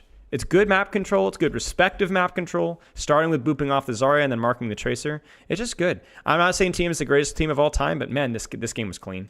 This game was a bit of a mess from VP, but I mean, yeah, you can't. I have to respect quality Overwatch as well. Like, this isn't all negativity. This is just really well played by TM here. Yeah, and Shockwave does 0 damage in these punches as well. This is why I just don't know about the Freya versus the Diva, man. Like, it's so hard to take angles versus... I don't think there's an easy option, but this is why I was criticizing some of like the compositional choices, because it did feel at times... Like, Freya's pretty good in this point, but it did feel at times like maybe they could have popped like the Freya, you know, here or here with... I don't know. Like, it just feels like if you're unable to peak with Freya, surely there has to be a better solution, right? Thank you. Thank you very much. Hope it went well.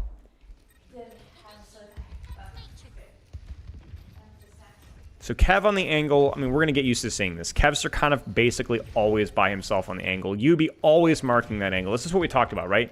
They are very attentive to the off angle, whatever off angle they're not controlling. Kev gets bubble, which again, I just really don't like Icenom doing that. I think Icenom needs to have double bubble for himself so he can just maximize his pressure output. Shockwave basically taking 0 space at all because it's very, very difficult to.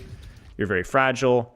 Again, we've never put any resources in controlling or pushing top.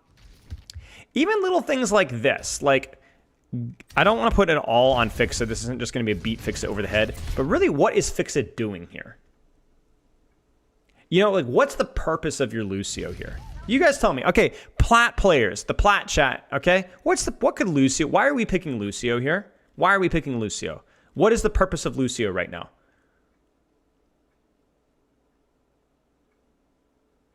Space control, right. So what space is Lucio controlling right now?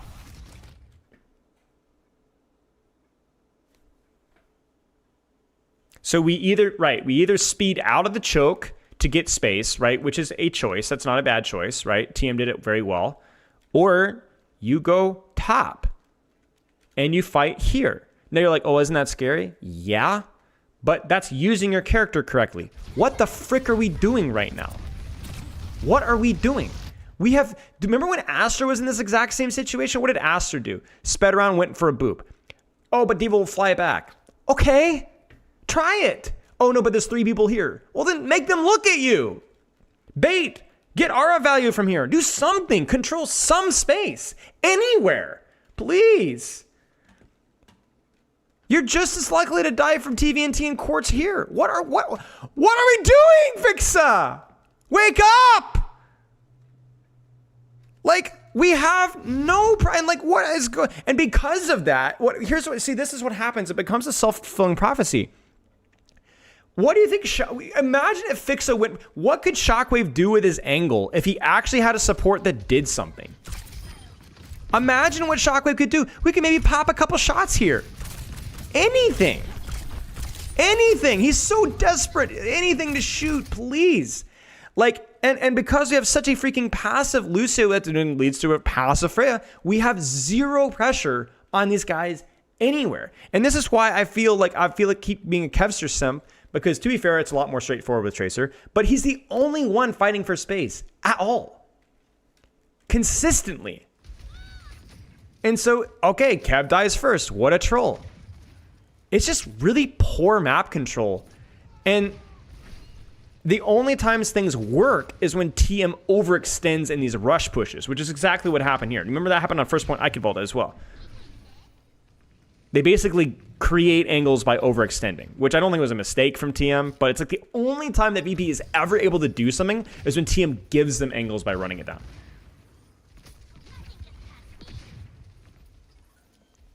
And it's just more of the same. You know, like, you can look at Shockwave. He's really trying to figure this out. I am so tired of bubbling D.Va, man. I am so tired of bubbling D.Va. But the problem is that TM out-tempos the engage because this is such a greedy flank from Shockwave. It's easily disengaged. This is such a... dude, I'm going insane. And because Icenom continues to bubble Tracer, TM goes, oh, well, we can just run this guy down. We don't care about off angles because Kev is staging from main and only has 1 bubble to live. He doesn't even get a chance to use the bubble. And then they layer that with Kitsune Rush. So what ends up happening is TM gets away with cheating because they're either really poorly, super long setup angles from Shockwave, supports don't take any space, and or poor micro decisions from how we're using our resources. It's just bad, man. It's just really bad. And TM punishes it again and again and again and again and again. Any one of those things, whether a more proactive Lucio, like even Shockwave being here with Lucio pressure up top, a non-bubble on Tracer would have helped here.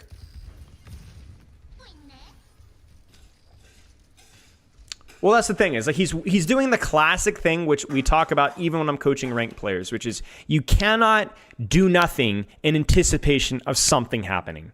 Because what will happen is that nothing will happen and then your team will lose to something. If you basically are waiting for your Kiriko to get dove instead of proactively controlling space, you're going to take a situation where Kev, Shockwave, or somebody else is unable to play the video game. And then eventually, maybe you'll lose to the same thing, sure. Or maybe you'll just die because Kevster has no help. You can't... It's like being scared of going outside because you're going to pick up a disease and then you die of vitamin D deficiency. One thing is potentially this might happen. One thing is guaranteed going to happen. And a guaranteed lack of value is a very dangerous thing. And you can see it. Like, Fixa has done nothing damage or healing-wise this entire match. There's been no pressure, and it's so hard for Shockwave. This is why I feel a little bit bad for Shockwave in this map, because it's not even bad to play Frey here. It's fine. But he's having to do these ridiculous angle flips. Like, look at them. They're trying to hunt him because it's... Look at them. They actually try to catch him. That was actually really cute. TM is just so scary with this stuff, man. And now we actually have an engaged... See, we're actually, like, fighting now. Like, we're actually doing things. It's really only when TM does something a little silly that things don't end up working. It's really... Wait, why does he pulse the floor? Oh, he just misses, but it doesn't matter. What a weird beat as well.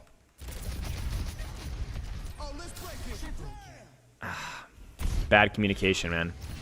And the moment, I thought this was, like, forgivable because we'd layer beat on top of it, but they have to know that there's going to be a pulse here. This is just really bad. This is really becoming the hate Fixa stream. I'm telling you guys. Maybe all support players are boosted, dude.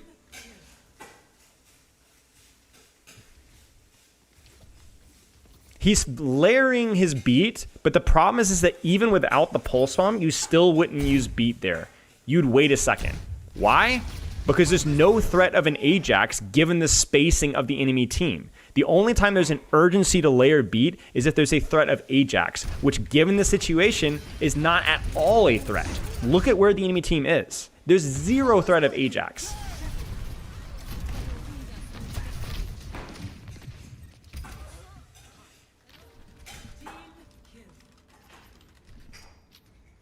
Non-Korean main support? Well, I've got bad news for you, my friend.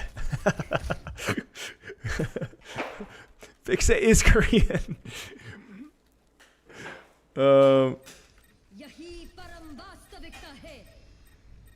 You be living at 1 HP is crazy here.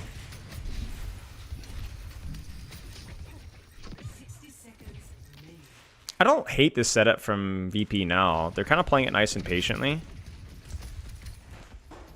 Seems okay. I would like way more pressure from Icenom, though. Just keep more damage. I don't like this whole W key thing, but we can just do more damage. Yeah, there you go.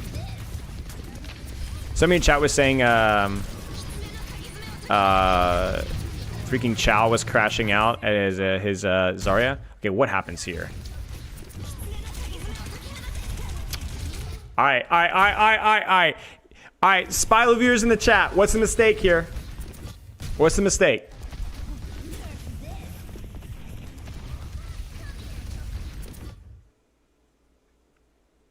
What's the mistake? What's the mistake? What's the mistake? It's one of the fundamentals.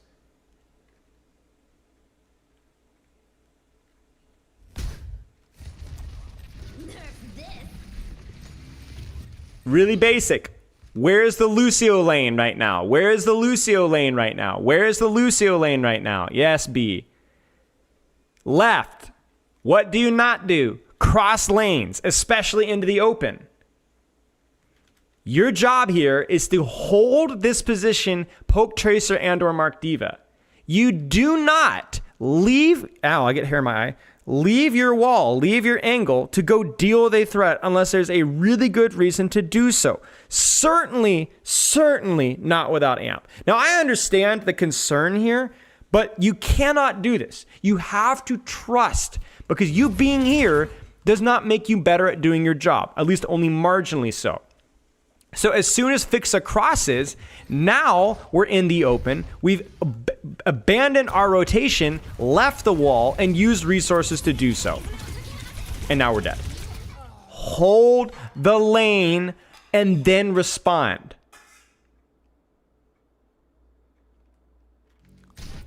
Hold the lane. Shoot the Tracer, hold it. You cannot do this. He's dead. As soon as he does this, he's dead. Just criminal. Like, this was actually pretty well played by VP, with the exception of Fixa. Gala holds the lane, Icenom holds cart, they've kept consistent pressure, Shockwave on the angle, Kevster on the angle. They don't have support help, but that's okay, because if Fixa lives here, then he's baiting all these resources on main, and then TVNT dies. I mean, Shockwave even gets a kill back here, I think. Or no, okay, he doesn't. But they get close, right? They could rebound this right now, speed boost in, and murder everybody. I'm confident that a bubble here on either of these DPS or whatever speed would win this. I love that you have 2 cups of water. Yeah, thank you. Oh, the game has started. But yeah, okay, we're gonna go back into the game here. But yeah, criminal. Another tossed fight from Vixa, man. You just have to trust your space and trust the value that you gain. You can't try to put out fires, because when you try to chase and put out fires, you become the problem. Vixa becomes the vulnerability, not the other way around. Spyler should coach League of Legends. I mean, it's true. You choose an angle, you fight on an angle. And the only reason that you cross is if you have a really good reason to. Like, if Tracer had no recall there, no blinks, then potentially there. Or maybe if you had an amp, potentially. Frick! So yeah, Fix is a fine player, but there's some real fraudulency in how that's being played. And a lot of that comes down to my lack of confidence in his Lucio play. And in addition to that, I really just don't feel like VP as a whole knew how to take space. A lot of the times. Balmir, we love it. Wuyang Ban, that's kind of a surprise. But maybe he's still playable on this map. I mean, Wuyang is probably maybe decent, you know? And Genji Ban. And that's going to be more to prevent Zera. They really want a Tracer mirror because that's really Rocket's advantage over Zera. I don't think Zera is a bad Tracer. I think Rocket's just a bit more of an OTP, so they really need to protect Tracer. So I would be surprised if Nightmare didn't get first ban, because I think Rocket, otherwise Liquid might have banned Tracer maybe. I don't really know. But yeah, makes sense. Yeah, that beat was extra criminal. Yeah, well, that's more of a hindsight thing, but like even without it. Nice ult. Nice job. All right, I'm going to eat a little bit. I'm going to mute my mic so you don't chew in your ear. I'm just going to kind of like let it play. Liquid should have map pick and first ban? Huh. Maybe it was a support protect then for them. Maybe the Wuyang ban is a support protect. I don't know. All right. Yeah, that rush is a little unfortunate because I think you would really like to have that for this next fight. 90% is still a lot to be able to take away, and you have the nano boost that you can also utilize here, but your advantage with those ultimates is gone. You're just going to have to make the most out of this next fight, and you can't take too long to come back to this point. Nightmare have done a great job being able to carve out a lead for themselves, but now capitalize. This nano boost is going to be big from Lucamino and RuPaul. RuPaul uses it first. Oh, and he's already tagged the Ana. There's almost no way Lucamino survives that. Tree now looking for Seeker. In the 1v1, Seeker is going to get hounded down though by Zera, but Tree still extremely low. Rhino ends up cleaning up the kills as Squid kicks out RuPaul across the map. Nightmare kind of dominating Team Liquid right now. RuPaul switching to Lucio to try and get a final touch here. Maybe just actually to speed people out. Looks like it, but Nightmare, they still get the cap. They are hunting for backliners right now as Squid ends up spotting out Zera, who's not currently in the fight. Maybe has to get a touch. He does, and eventually, but now recalled and instantly taken care of by Seeker. Seeker with that pick is going to make it really difficult for Team Liquid to extend their time on this point. It's going to be up to Infected to keep rotating through that. Squid ends up getting traded there. Infected still keeping the point alive for Team Liquid. Mines deployed though, so Infected is trapped in a one-by-one grid there in the corner. Nowhere to run or hide as Rhino just guns him down, and that is Nightmare with a round win. Look at how close that was, Jack, and that's something we were kind of hoping to see out of this series, even if the predictions are still in favor of Team Liquid. It all goes back to that very first play where Rhino boops Infected off the map, and then all of a sudden there's just no tank to be able to have that point presence. And Nightmare took that, ran with it. They get that first round win, and now they've got a little bit of house money to play with. Just having that one round win gives them a little bit of breathing room heading into this next one, where you don't want to see them experiment too much, but maybe they have a little bit more confidence behind them as well to keep executing on this Freya and that Wrecking Ball combo. Yeah, Seeker doing extremely well. Look at the stats. 6 and 4 for Tree. Seeker 10 and 3. A little bit of extra damage on top of that as well. Going over to Well. Quick teleports out from both sides. And yes, same kind of comps here. No Brick Eater to start us off though for Team Liquid. They're just going for Vega on the Kiriko. Double flex support. Kind of what was expected at the very start of this stage as well, actually. But with Wuyang instead of the Ana. See if a Rhino can create the same pick.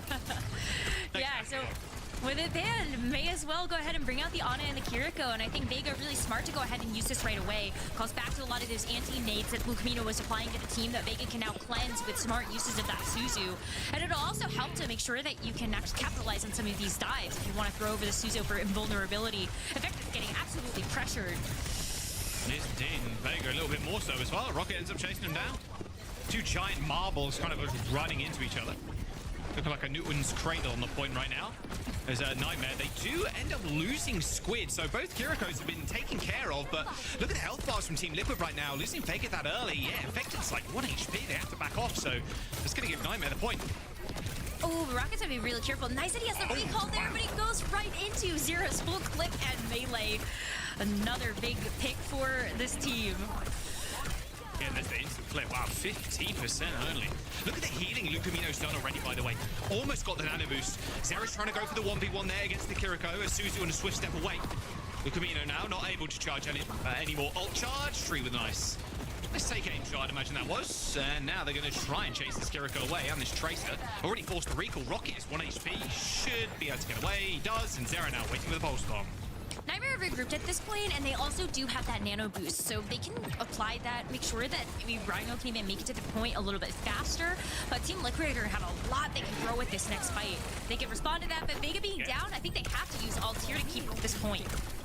Well, there's the nano boost again applied to the Freyas, going straight on top of Seeker. Seeker, unfortunately, no nano boost for you, my friend. And now, Tree just kind of dominating. Squid, Lucamino already dead. The nano boost on the Freya is dirty stuff from Team Liquid. Infected does end up getting chased down, but remember, Team Liquid still in control of the point, and Rocket's so low. And Zera, he's permanently in Rocket's postcode right now. Just every single time Rocket's recalling, Zera is right behind him with a blink smack. Zera just really understands Tracer and does not want to give up that 1v1 versus Rocket. I think that's something else that we'll have to keep our eyes on, is how this Tracer versus Tracer develops over the course of the series. All right, we're back. Zera is really on it, making sure that there's not going to be any flanks that can go disrupt his own backline. Vega's still kind of playing bait a little bit in terms of the first one going down in some of these fights. But you're orange sheet, sorry. in these dives. I think Vega trading, and then you're still getting work out of this nano boost, and that Bola shot or the Freya has been really important here for Team Liquid. They're one fight away, Jack, and they've already taken down Lucamino. Infected, clearing some of the mines there. Rhino put down on the point, the Tree down already. Pretty reasonable compositions given the current strength of meta. We already talked a little bit about how like Freya feels like not Sojourner, not Cassidy, but actually really strong in this map. So she's playable. Tracer obviously, Ball's good here. Double flex just because of the map, and then obviously Wuyong kind of got butchered with 225, but obviously there's a ban here as well. So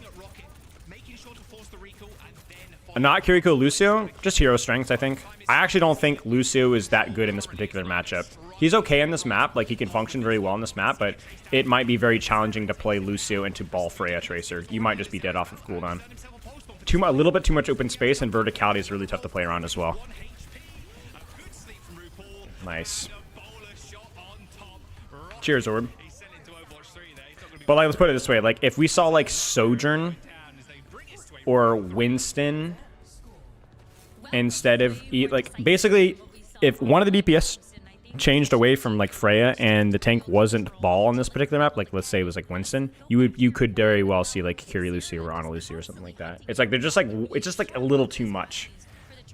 The supports are more complementing what's being played here, and I think what's being played here starts with Ball and it starts with Freya, as in like what can we run here that has a poke option, and it's gonna be Ball Freya, and I think everything kind of starts from there. Wuyong did not get butchered. Mini heroes went to 225 HP. Wuyong was butchered. Wuyong is not unplayable, but at this level, 25 HP, as well as a nerf to wave, rewind, cooldown, as well as a nerf to his splash, is butchering. Even the nerf to the primary minor perk that most people were choosing. Relatively so, Wuyong was butchered. We might still see Wuyong.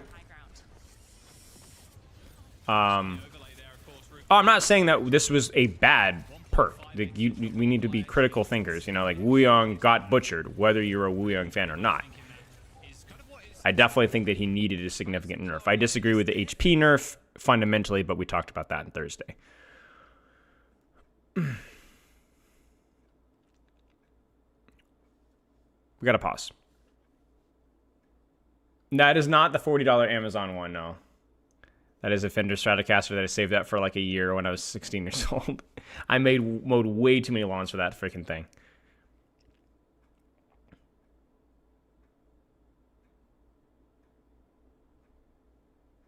They're on Ana for the broken perk. Maybe.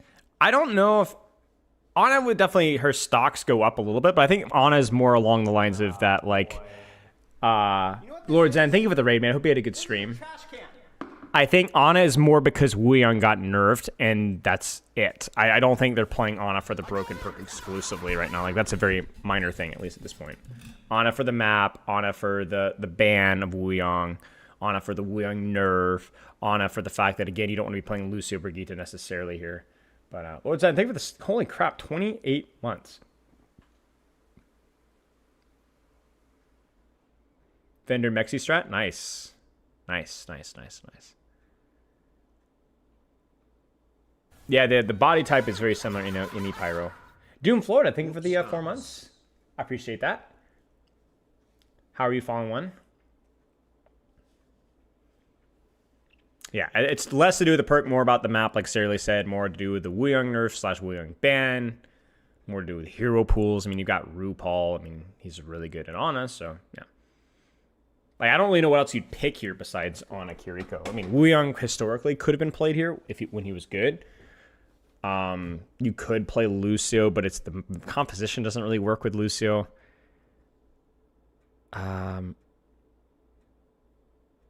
I don't know. Like, I did literally nothing else. I had literally nothing else. What were the questions in the Wuyong ban? I was questioning whether that was an actual Wuyong ban or a support protect for Liquid. I feel like it's more support protect for Liquid, right? Like, they want to run the Onakiri because they're confident that they're the better team with that, potentially, but I don't know. Yeah, Brig would be really rough into Freya. Brig into Freya can be challenging. I don't think Brig would be bad, though. I think Brig would be playable. It would just take a really good Brigitte to do it. Ugh, sucks about the Wisdom Teeth, man. Cheers. Hope it goes well. Oh, perk value.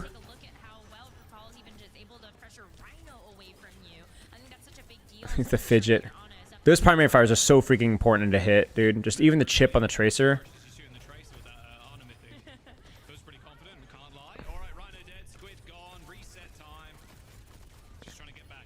Clear double flex intended backline.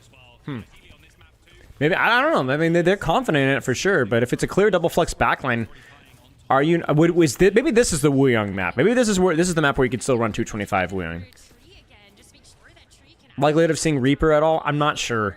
I don't know. I do think his minor perk is pretty good, but I think the timing of the teleport perk was really important. I actually have no idea. It's a really good question. I'm not really sure.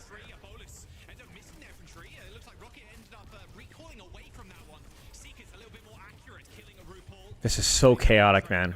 So much damage. So everything's so fragile here, you know?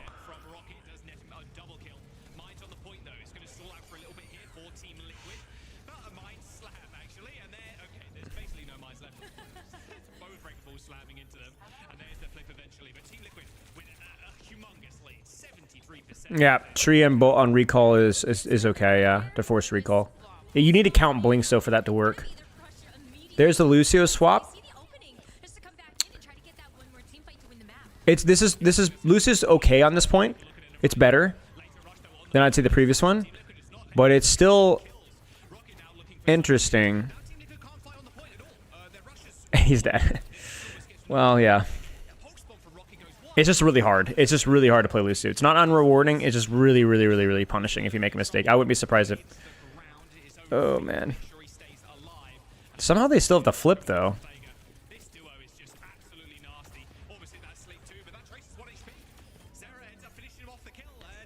Yeah, Juno Brig wouldn't work as well with the ball. Like I said, I think the ball Freya are kind of the starting point. Freya being the most playable long-range DPS in this situation. And if you're playing Tree and Seeker, I think you're going to lean towards that, although I think Tree is relatively flexible. And Ball is obviously just... Ball's really strong in this map. Ball is also just really strong. Ball is also good for both of these players. I don't know what Nightmare can do here. They have to kind of like look for... They have to be really patient and look for that, I guess. That's about the only way they could have won this. That's really bad, too, because that's your nano boost here. So if Nightmare takes this patiently and doesn't get traded... Ugh, that's not good. That's not earned. That was not an earned death. That's a one clip because he's just not looking. And they need to clear this guy out. Like, somebody needs to die very soon. because Nightmare's backline is so far from getting back in this fight. And Infected's going to be here very soon. That's really bad. That's really bad. That was actually such a toss.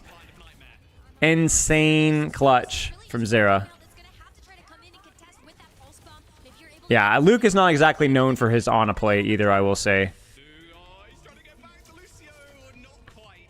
Team Liquid and off the back of Zera in that last fight. Nice. Fun to watch, though. Fun to watch. 3-2-1 trading backline. I miss how released Juno was in OWCS. Yeah. Sure. Wooing's not hard man after this? No, certainly not. Yeah. Very difficult comp to play support into, but definitely felt like Vega and RuPaul were confidently better here on their characters. Beyond that, it was kind of hard to draw any major conclusions because it's very difficult to see, but felt like they, if you're Liquid without knowing Scrimbucks, you're pretty confident about taking this matchup. What do you do when you are getting gapped on Tracer, but she's swapping as a viable option? Just get better, play better, practice, nothing. Same thing you do with any other character, you know? I think Juno's fine as is. I think Juno, especially with a recent ult buff, is in a totally fine spot. If she's not being played in pro meta, it's because she's not strong enough to completely dictate the meta around her, and or the heroes aren't like super viable around her, which I think is more viable. Like right now, the big movers and shakers are like Ball, Zarya, Tracer. I don't really think a support character is really dominating anything right now, like Kiriko, Lucio.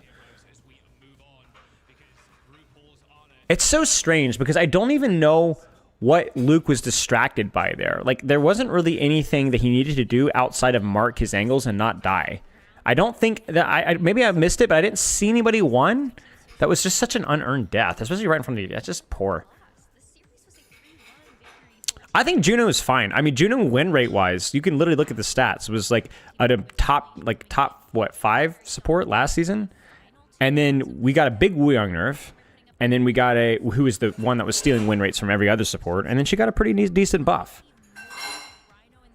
If you were talking about her perks, yeah, I mean, I agree. Some of her perks are kind of lackluster, but I think she's fine. It's not. It's about the power or scale of the character, which I think she's fine with.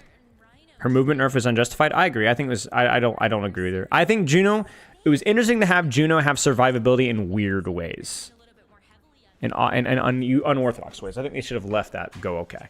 I'm not a big fan of every character having an abusable, spammable hitbox, but here and there, it might be okay. Her movement nerf was done for Stadium. Ooh. Interesting. I didn't know that. I didn't think about that. That sucks then if that's the case.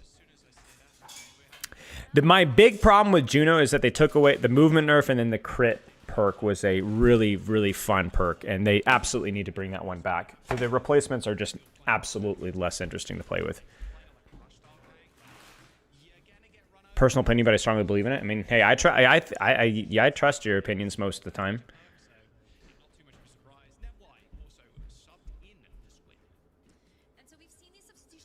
Are Malga buffs even relevant? Yeah, but not enough to probably bust him into the meta. Like, you also have to remember that supports, like metas are sticky. Teams really want a reason to run Zarya and Ball Dive and stuff like that right now. Like, they would need something weird to pull them back into Malga, because Malga's gonna do like the Venture Genji, Lucio Rush. I don't know. Maybe. Feels like there's a couple of heroes that are at least tolerably decent that would discourage people from experimenting with Malga, right? But I'm not sure. I can't really factually say that Malga's bad. I think Malga has always been a pro-oriented character, and there's always a threat of a Malga meta here. So, why is Brig win rate so low right now? I haven't checked the stats on the win rate, but she was okay at the end of last season. She was okay at the end of the last season.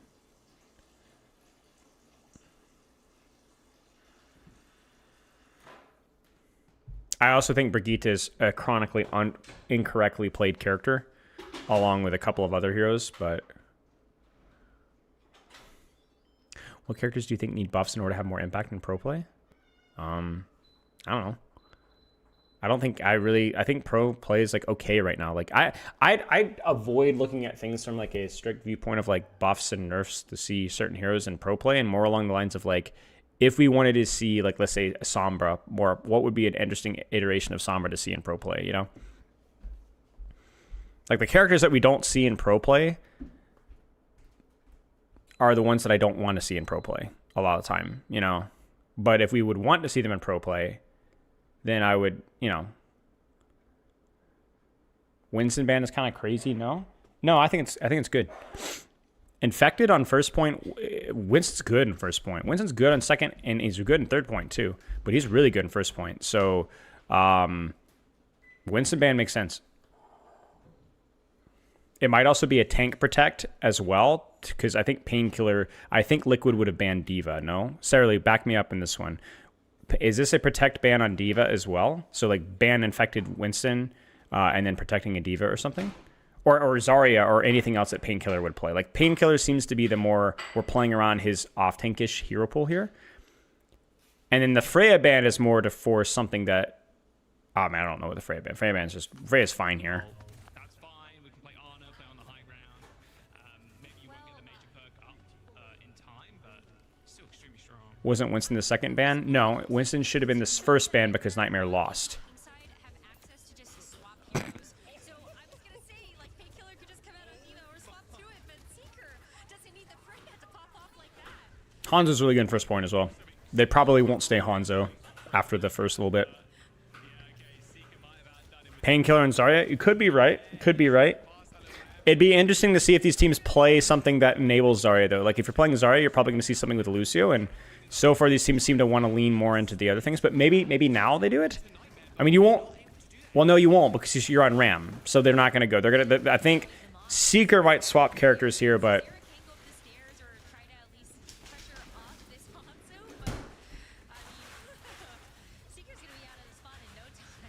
Production saying Winston's second ban.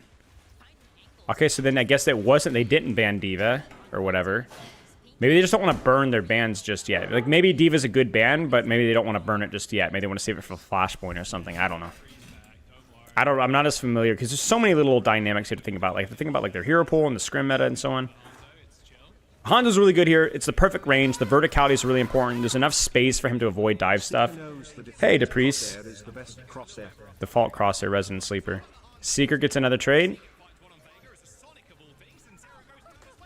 Yeah, I don't think Wuyong is good enough here anymore to justify, but Nightmare will finally get the cap here. Now, the question is, what does Tree swap to? Or does Tree stay? I don't know. I don't know. It doesn't feel like you should... I don't know. But there isn't really an obvious choice. Like, nothing feels good here. Genji, maybe? Can Tree even play Genji?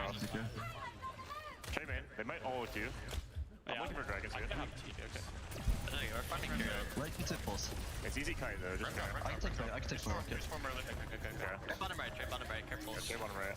Setting up. Shoot the right soon. Right. Wait, bottom right, dragon right, we can push. Right. Nice. How's it top? Hold on. Shoot right. I'm booked it. Big dragon. That's so unearned. Yeah, back on just like back before he can win still. Tree loves Hanzo, that's true. I can taxi. Fuck my angle. Yeah. I could say pulse there, Like, Seeker can play Hanzo, because Ram just doesn't do anything to Hanzo. Like, I actually think Seeker can stay Hanzo as long as they're on Ram, but it really feels like Tree doesn't... You see how Tree doesn't have a lot of space? Like, we've only, like, 20%... We've only hit, like, a 300, 400 damage in the last 60 seconds. So I'm curious. It's a good rate pulse bomb though. Great pulse bomb. But that's really great for Team Liquid because you're only having to use the pulse bomb to get out the fight, and now you also got... Would Ash work? No, there's too much movement. Would Hanzo be an alternative for Freya here? Well, Freya's banned, but yeah, that's definitely why they were playing Hanzo in first point, but I'm more questioning second point. I actually think Hanzo could be getting good again on third point here.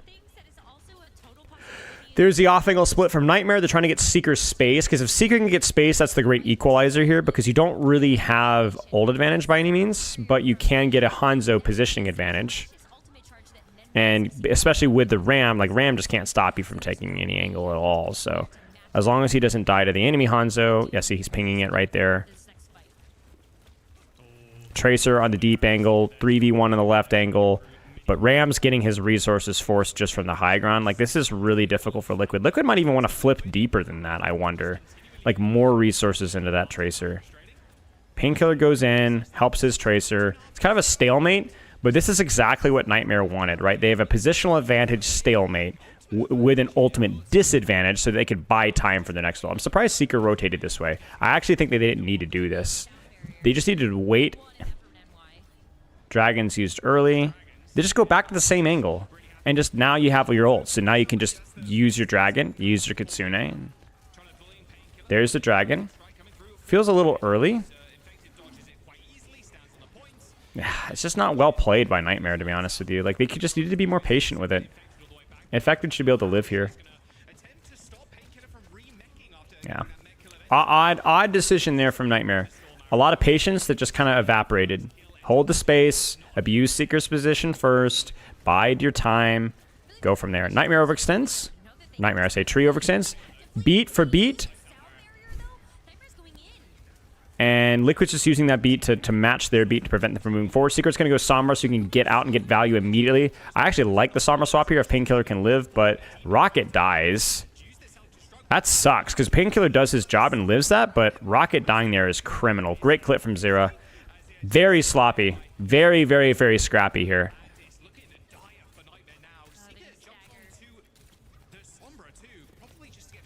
15-second Inspire? Where are you getting 15-second Inspire?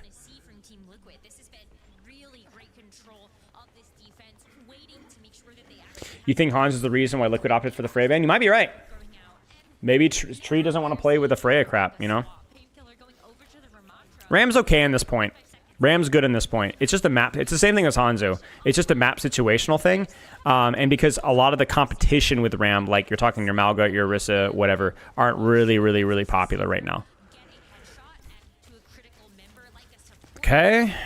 Again, the angle, the same freaking angle we saw again. And again, at a, I would say about an equal ultimate. Ooh. Oh. Zera is really smoking Rocket, man. Zera is just really having the game of his life here. He's winning so many duels off screen.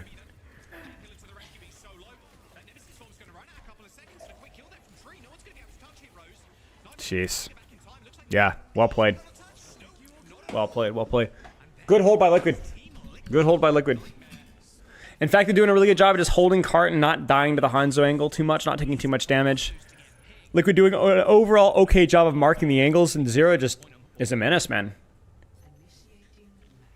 In fact, it just AFKing on cart. That's your Ramattra in a nutshell. I love Ramattra gameplay because you get so much damage, you just don't do anything.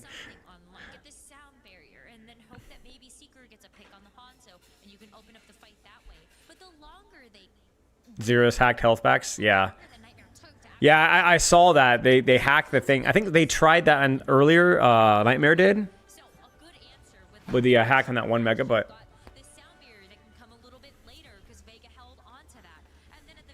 Probably going to see more of the same, to be honest. Probably just the exact same compositional stuff. Diva versus Ram, Hanzo mirror. Tree will take one shot and then go Hanzo, I think. Genji would be really good, though. I think Genji... Ooh, I like this. I don't know about the Infected Diva. I'm a little sus, but Genji's better than Tracer in first point. I would love Genji Hanzo. I think Genji Hanzo would be really good. If Vega can mark their Tracer well, then it could be really good. Genji's so freaking good on this first point. And then you could swap if you needed to on second point. I think they stay Genji. Yeah. This is really good. And see, it's hard for Tracer because there are a lot of high grounds. It's not impossible, but there's a lot of high grounds. So there are ways for Hanzo and like Kiri to avoid it. I don't know where Rocket is. I think he's being pushed by Genji Lucy on the left side, but then Genji can then wall climb up. Oh, he just gets doinked. Ooh. I wonder if he should go... I don't know. Yeah, they just got the headshot there. He exploded though. Ram pushing out the D.Va, clearing out a little bit of push top right. That creates space for Hanzo. Kiriko with... Oh, man. And Genji Lucy are still doing the hit squad thing on the left side. But Seeker just hits a shot with no space at all. I like Liquid space control, but there's just been some really nice mechanical plays from Nightmare here. Oof. Is Zero good at Genji, guys? Or like... I haven't seen a lot of Zero Genji. I mean, obviously he's good at Genji, but is he like good? Rocket's definitely better at Tracer. Not compared to Zero. I'm saying his Tracer's better than Genji. One of the best? Okay, good. The split's fine. Ram point. Hanzo, Kiriko, Genji goes to the right side instead, which I actually think is better. This just feels a little bit better for him, so he can just go back and take that space again.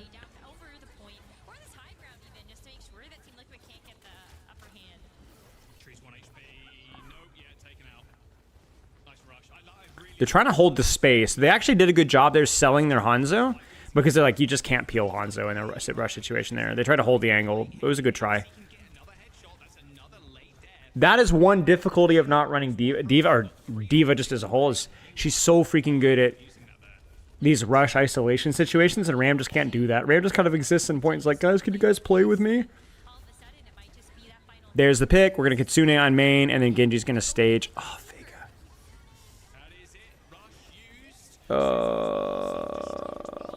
Where's Zero? Oh, no. The fragility of the Hanzo versus this D.Va Lucio. Does Tree swap, guys? Does Tree unironically swap? Maybe not. You've got that trade there, which means probably no. Yeah, I don't know what he plays. Oh my gosh. It's so hard to freaking hold the space. Oh no. The problem here is you're seeing why I wanted Seeker to be more aggressive on the second point angle attack, because Ram just cannot stop Hans. He just can't hold space. He just can't hold space. So Tree and Zera and Root, they're under so much pressure because Painkiller can just run laps around the Ram. It's really well played by Nightmare, all things considered. Blade Lifesteal is a good choice. Ajax. Suzu. Beat. Kitsune in response. Plays his life. It's a good trade, beat for beat, though. Seeker still under a little bit of pressure. They actually full disengage that. Genji hit squad. Kiriko teleports. Tree gets his one. That's actually an insane pick right now. Might be the most important person to kill besides Kiriko right now. Because that basically means that Tree's under so much less pressure now. So it snowballs. You see what I'm saying? So now Tree's just kind of able to relax. Not to mention that was also your pulse bomb target. Actually insane headshot. If they win this map, it's off that headshot right there. Crazy. Crazy. I think he just shot him on the angle. It was just a shot.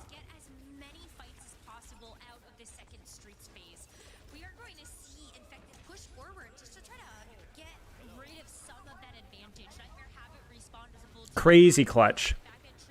Nightmare played that one really well. They did such a good job refighting and retaking space with Luke on the angle and Rocket, and honestly, Seeker just hit some crazy shots. Painkiller as well. In fact, it's not good in Hazard or D.Va. Okay.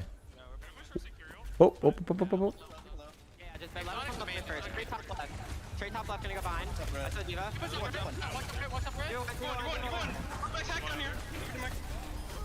Nice.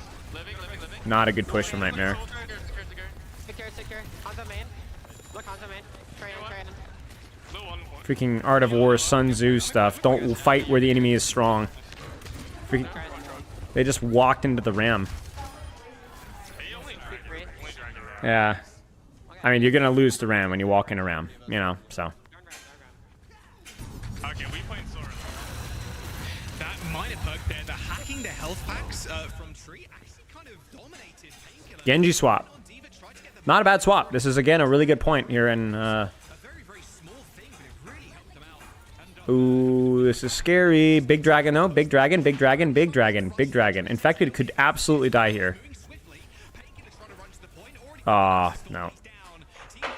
Good, really good stuff. Like, that previous fight from Nightmare is the one that you want back. Now, you had your ults, you had opportunity, you just ran into Ram, and it's just crazy clutch, man. That one headshot on the freaking rocket, dude. Credit goes to Nightmare and for Liquid for keeping their composure, but Nightmare making it a close one.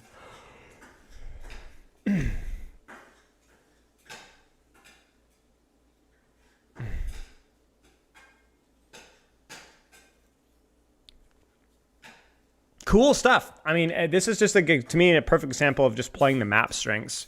Ram, Hanzo, Genji, just playing the map strengths. And they have the roster to play them as well, right? I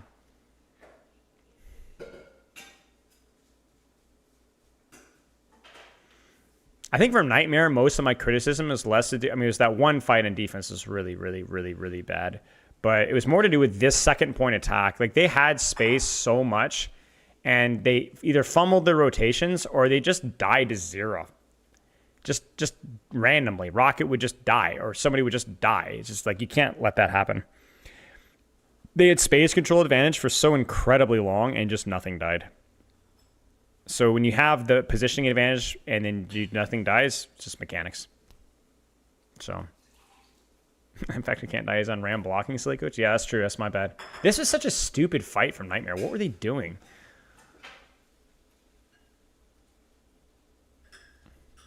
I don't understand that fight at all. When we say marking play, we're talking about pinging. Partly, we're talking about not letting them take the flank for free. It means fighting on the same flank as them. Like, I fight right because you're fighting right. And so either I'll kill you and I'll take the angle, or you'll kill me and you take the angle, but at least I'm not going to let you have it for free.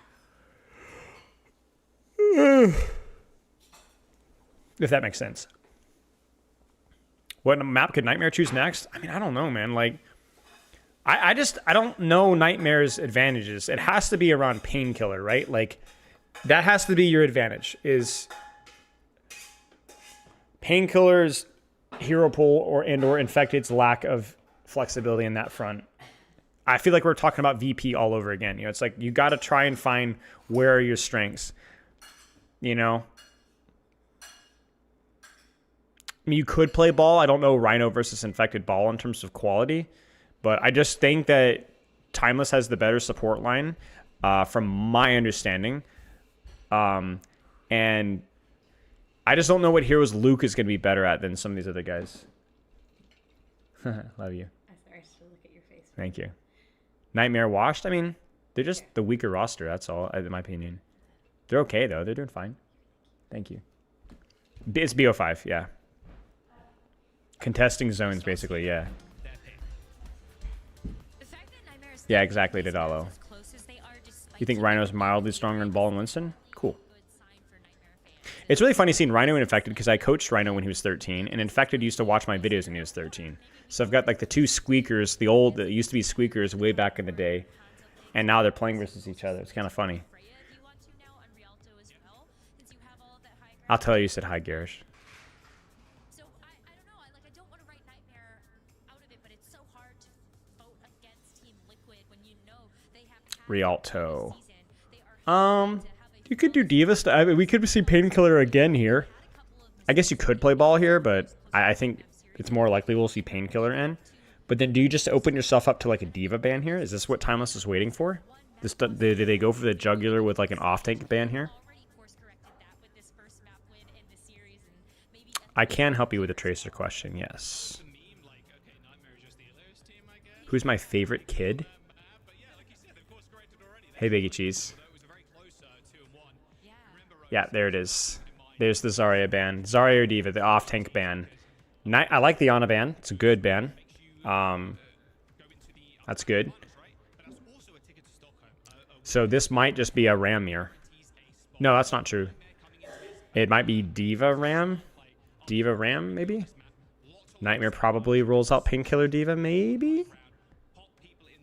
Ram, and then maybe Kiri Lucio. Shocker.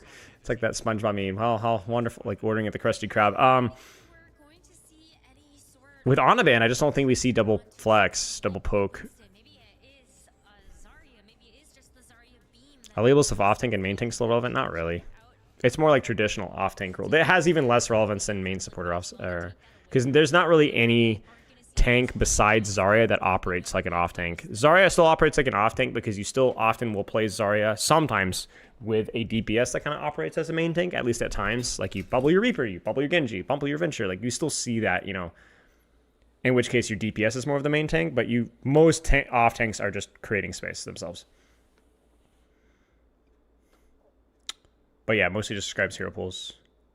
How do you determine when it is better to double blink to do a better location during a fight and chill, and when is it better to just walk there and be ready to act? Is there a general rule that's better? If the location is under current contest, then the speed of that rotation is more important. If there is no urgency because you are not currently going to be contested on that rotation, then save the blinks. So if you're going to go from point A to point B, but there's something that might shoot you along that transition or very likely to shoot you, then use your blinks. Or you can start walking and then react to with blinks once you're being contested. Why ban Zarya and Rialto? Hero pools, like exclusively knowing the teams. It's knowing that Nightmare is going to try to force something to their off-tank Zarya Diva hero pool advantage. Timeless wants to probably protect Infected's Hool and also prevent Painkiller from playing whatever he wants. They want to force him to play probably Diva or just have to play Rhino or whatever. Well, you could see rosters before you ban as well. Yeah. And Zarya is not trash on Rialto. She's not good, but she's okay on like third and the early first choke if you know how to play it. Not like VP played it earlier. It's doable. Sorry, Team Liquid, sorry. So it's definitely more of a, I wouldn't recommend this in ranked necessarily ban for sure, but knowing what these teams are going to try, you know, it makes a lot of sense. As does the Ana ban, because I think we probably could see like an Ana Kiriko here from Team Liquid if we didn't. Like I think we'd probably see like Ana Kiriko, Ram, with like a Freya. The good news then is we'll probably see Freya here, I think. There's a chance. Greetings, thank you for the sub. Any word on the Rhine meta? Almost here, mate. It's just one day. Anytime now. Is the mechanics discussion over? Would you believe it if we haven't had it yet? All right, get that. There's a reason why I put Navy, because I knew I'd let myself down. There it is. There's the Diva. There's the Freya. There's the Ram, Kiri, Lucio, Tracer. I'm going to predict a Freya from Seeker. We might just see Freya Tracer mirror, guys, with Diva versus Ram. So our prediction might be right. I'll be very pleased. We'll be 100% accuracy if we get it right. Come on, Seeker. Yeah, Seeker will play Freya. I think we got it, guys. I think we nailed it.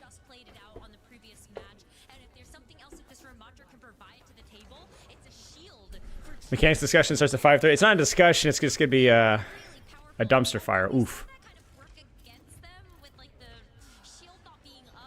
Diva's better on the map. Well, for big chunks of the map. Ram is better on the map for big chunks of the map. Like this first choke is really good for Ram and Diva. Then as it gets towards the end, Ram is better.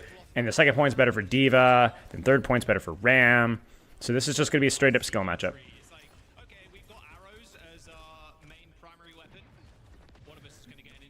I really like that Freya flank. If they can apply pressure at the cart at the same time. Oh, they didn't get it in time. Shoot. They rushed it. It's actually pretty spicy from Liquid to rush that down, but they did it fast enough to where the other angle didn't matter as much. Maybe a little bit too many eggs in that basket. Maybe they could have put more pressure from main, like Tracer can apply pressure from main there. I think both DPS and maybe even both supports are on coast, which is probably too many resources on the one angle.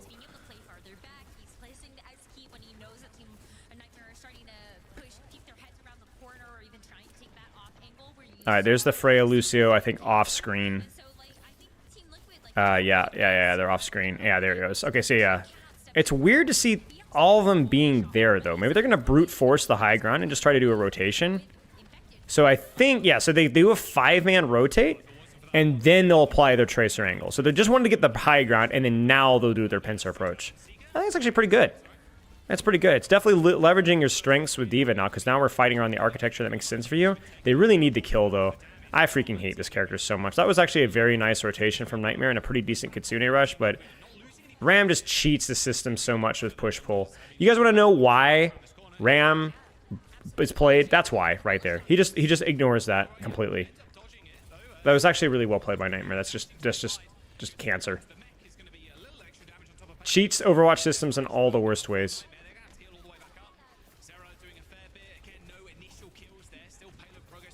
They've been able to stabilize. They have the angle probably pretty soon up either top or on the right side here, or whatever, from Freya. I think they're just waiting for Bola. Yeah, there it is. There's the angle, and they got him. Beautiful timing there from Seeker. This execution is much better than what we saw. It's different for sure within the Zarya stuff, but like the understanding of how to kind of open spaces and angles has been pretty good so far. And then they also disengage the Kitsune. And I think they're looking for farming beat here. Oh no, Rocket gets picked. That's really unfortunate. I don't think you can fight this. I think you try to bait them to overextension, but I don't think you can beat this. Huge, huge. Now we can beat engage here, especially with the amp. 3, 2, 1, beat. There it is. Beats in response, but we can layer a Kitsune rush soon. Painkiller, dude. Oh no, Seeker. Okay, we're good. We're good. Pretty well played, actually. Both teams doing a pretty good job here. I think this has been fairly high level for the most part. Rotations definitely playing around the map, using the strengths of their characters, with both the Ram and D.Va. This is good. This is nice for the most part. I think they just reset, to be honest with you guys, but I don't know. I think D.Va's slightly better on this point here. They just need to boop the Ram off of height, and then hit a lot of his value kind of goes down the toilet. And they're trying to right there. Tracer on card is good. Kitsune Rush is good. This Kitsune Rush will be better, though, because they can connect to more things than just Ram. So if they don't die to a goofy Zero Pulse Bomb or off angle, they're going to get value out of it. Right. So they get their one, and now we're in last fight territory, which is completely worth the Kitsune Rush. And now they just need to be ready to disengage anything. They can hold their off angles, hold top, and just play it slow. Freya on coast, which is unusual. We'll probably see her rotate back towards staircase, and she does. And they're going to play it nice and slow. Look for an eye. And this is where I want to see really good off angles from Nightmare to force a neutral advantage. You don't have any ults, so just try to do something more mechanically focused. Kitsune is used. I don't know if they can disengage this. They can't. Weird support positioning from Nightmare. They were leaning towards water, which is really strange because like, you cannot disengage there. You're all in. I would have preferred Tracer to hold that space, and then Freya, Lucio, whatever Kiriko to hold more towards staircase, where it's a lot easier to disengage. I didn't see the bomb, honestly. I didn't see the bomb. Looks good at trade. It's funny. Interesting kill, because it might mean that they're able to hustle the rotation across quickly. And it looks like that's what they have in mind. Yes. Kiri Lucy is also fairly easy to rotate across in general. But, yeah. Still no ults for Nightmare, though. They have the advantage in support ults. That's going to be the one to look for here. So Luke needs the Kitsune Rush. And crucially, the card is in a position where they can't really kite it out. Ooh, that's an aggressive two-man flank. Whoa. Luke lives? Whoa! Okay, great response from Nightmare there. That was really ballsy from Liquid. I think they tracked Supportals, and so they decided to do something a little bit aggressive. Nice shot. Holy crap, Seeker. And this is it. They're going to win this. And Nightmare blows it all just to make sure that they cap, which is definitely the correct play there. Well, really well done from both teams. I think it was the correct play from Liquid there, and they almost got it. Because I think they maybe misread the support ult situation. I don't think they thought that they were a lot closer than they actually were. But it was the correct play there. Use your map control advantage, because you're not going to win the support ults. And then Nightmare really, really did a good job responding. And this is where Ram is, I just think, very, very much better than D.Va. Very hard to off-angle, very hard to use your high grounds here with D.Va. So it's going to be all about Nightmare trying to like snowball it. Yeah, that you can't let that happen. That's really bad for Liquid. Really, really bad for Liquid. Oh, gets 2. That's really bad for Nightmare. You got an unearned free fight win potentially, and then they just tossed it. Man. Okay, that's a bummer.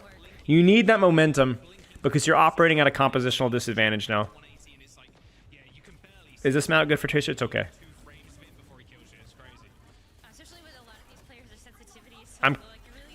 And this is where the Zarya ban is like not all that relevant, but you could in theory play Zarya here. I think even into Ram, I think it's in theory possible, depending on Painkiller's competence at the character. Yeah, I mean, and Liquid is just going to make this an impossible approach. Ram is impossible to dislodge on main, which means that Liquid can like devote both support resources to flanks. Like they don't even need to look at Infected half the time. They could just devote 4 people to marking every single orifice from which Nightmare can squeeze out of, and it's just gonna be so freaking hard. Cassie swap is fine. It's trying to play more to the map, trying to cause. And the Cassie I think is also a much more volatile character. Like you can just get picks with this particular map. But yeah, this is gonna be so freaking hard. I like the flip from Nightmare, but if something doesn't die in the next 5 seconds, they're cooked. 5, 4, 3, 2, 1. Yeah, that's it.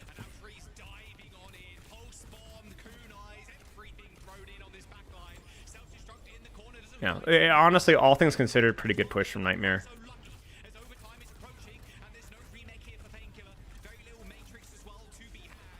It was a beat fight, though. I'm sorry, I missed the context. I might be missing some old things there.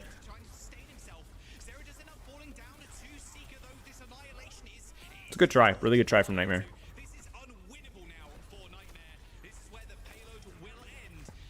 Okay. We flippity floppity floppity. Nightmare has the advantage of being able to start in height, which is obviously great. You know, Seeker's going to love that with the Freya. Obviously, Painkiller's going to love that with the D.Va. We're probably going to see a same thing. But if we were going to see something different, it would be right here. I don't think it's likely. I'm sure Liquid has some set rotations or flanks, kind of like what Nightmare was doing to break that choke. But if we were to see a different composition, whether from probably Tree or Infected, it would be at this point right here.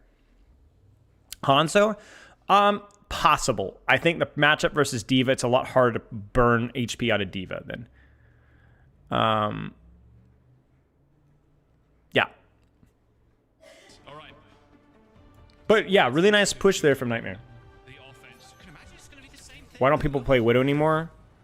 She's too punishable from too many different characters, I think. I'm curious now how Nightmare end up kind of handling this defense, because Team Liquid, they could attempt to do the same kind of thing, right? Where Tree and Vega looks like we're going to see the same. Be interesting to see how Liquid breaks the choke, though. It will likely be the same, where they devote their tank to just cart, because both Ram and D.Va are just incredibly self-sufficient. And then I'm more interested in how they use Vega and Tree. Where do they put those big guys, right? The Tracer can just kind of go towards coast. It's kind of a no-brainer. Kiri can kind of play wherever. But let's see where they devote those 2 resources. We'll see Tree almost certainly go to Freya, and then we go from there. Ball. There it is. Okay. If we're going to see something fun, it's going to be now, and that's exactly what we see.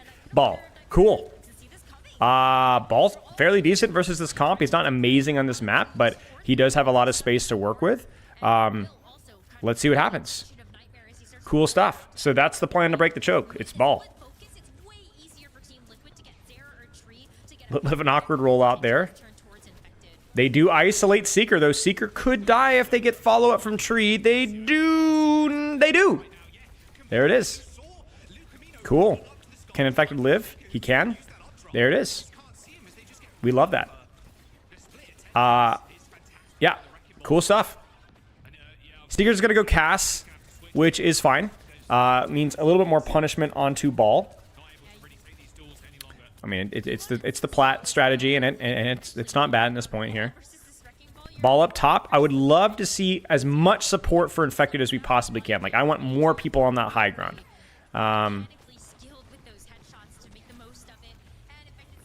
Yeah, he dodges the Hinder. He disengages. We a little bit of shooty. Oh, Seeker catches tree. That's unfortunate. It was a good cycle. It was a really good cycle. Like I said, I wanted to see more from Liquid than just ball slam. Like, I don't know where the rest of their supports and DPS were, but like you can really just skip cart at that point. You don't need anybody on cart. Ball rotation. He's being marked by Tracer. Pressure, pressure, pressure. Ball rotations. Tracer on height. We need our supports to take space here. Even into the Diva, you need your Tracer supports to take space here.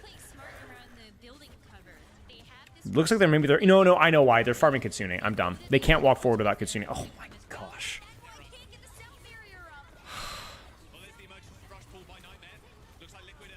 Kitsune for Kitsune. Play it slow. That's it. It's just so unearned, dude. They're even going to commit their mines, which I actually think is fine. Just to make sure you cap it. It's just unearned. Like, it's just... You just clip that. Like... Insane. Then the Ram swap. Now, before you guys ask, the Ram swap is because this point is even worse. It is really difficult to get good engages with these tight corridors. Ram is a good swap here. He puts so much faith in the backline to keep him alive as well. I mean, RuPaul Vega, they knows that if he does get himself into a dicey situation, there's always going to be that first healing or Suzu that can come out. We'll probably stay Ram for the rest of this point, including third. I would be surprised if we see any more swaps from Liquid. Forcing point, off-angle pressure, shield is used, they disengage shield, did you notice that? And then now, we want to see Painkiller or something. There needs to be more pressure up toppy to top there. I don't know where Seeker is, but this is an opportunity for a little bit of pressure from the top ropes. Ram cannot do anything to you. It's the same thing we talked about in King's Row with Hanzo. Just take the top. Just take the top. It seems like Nightmare is kind of like letting them walk into their the later choke. Oh, no. Oh my gosh, these clips are really scary.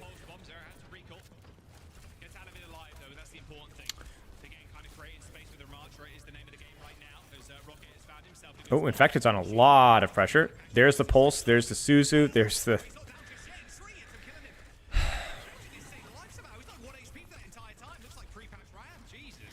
I will not talk about it. Bomb has to kill somebody. Just,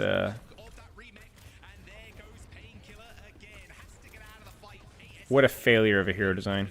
What a total waste. What a total waste of a hero.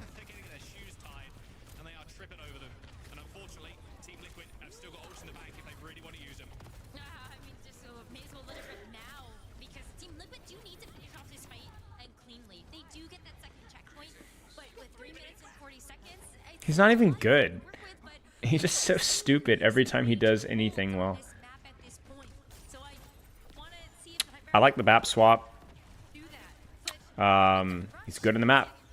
You know, maybe a little bit more fragile, but you kind of needed a miracle here. And so BAP makes total sense. The Kitsune rush, it's a really nice Frey ult. It does get a lot of pressure out, but it's just too much damage. Kitsune is too strong. That's it. Bummer. I'm a little surprised Nightmare didn't leverage the high ground earlier in that push. It felt like there was a lot of space being taken by Liquid for free up until that pulse bomb incident. It really felt like, you know, you're not leveraging the weaknesses of the Ramattra enough. Way too much attention being put on cart and not near enough pressure from the Freya Lucio on the rotation. So I think that was like the one big major misstep that we saw from Nightmare in terms of spacing. They just really did not leverage that height at all. And the advantage of Diva is you can just touch cart and leave and touch cart and leave. But in the meantime, you need your team doing something, and just nothing was done. So, well played by Liquid.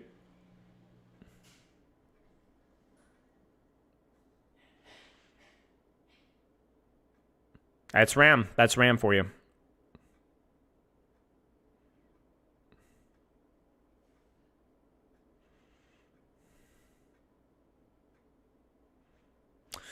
Well, kind of a bummer of a match in terms of the result, but I actually think that, like, as opposed to the VP game, it felt like a little bit more entertaining to watch. At least the last two maps, certainly. And obviously, Ilios went crazy, which was always fun. It was an entertaining 3-0 for sure. But I will say, OWCS is in a real 3-0. I mean, there isn't really an easy solution for it that I know of, but like OWCS, the last This stage has been really bad. Like, it's been the worst OWCS, worst professional Overwatch stage I've seen maybe ever in terms of the interesting of the map. There's been so many toilet bowls, so many 3-0s. I would love if we had like a percentage of the number of games that were 3-0s. It has to be like the highest percentage I've ever seen in my life. It's so freaking boring. It's been really, really bad.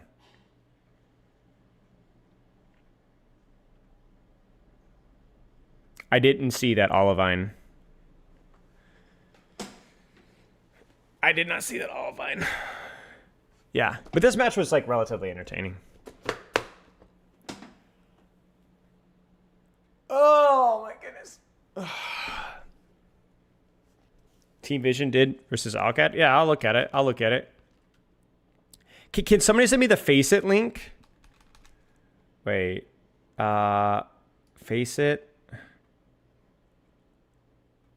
Thank you, Surly, because I prefer to look at it in a replay code. So it's Team... No, Surly. The Team Vision versus Alcad Face It link. You can also figure this out yourself, I think. Scoreboard? No. Face It League. Hang on. No. I don't want to do this. Give me the code. Give me the codes. No, stop.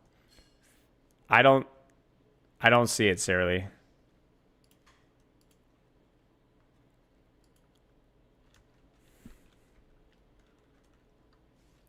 Face It. It's asking me to log in, which I'm pretty sure I have an account, but no. See, no, we're not playing this game. I don't use Face It, dude. I don't use Face It. I don't care about Face It. I'm not a fan of the Face It system at all. Thank you. I think I probably have to log in to use it, and to be honest with you guys, CBA.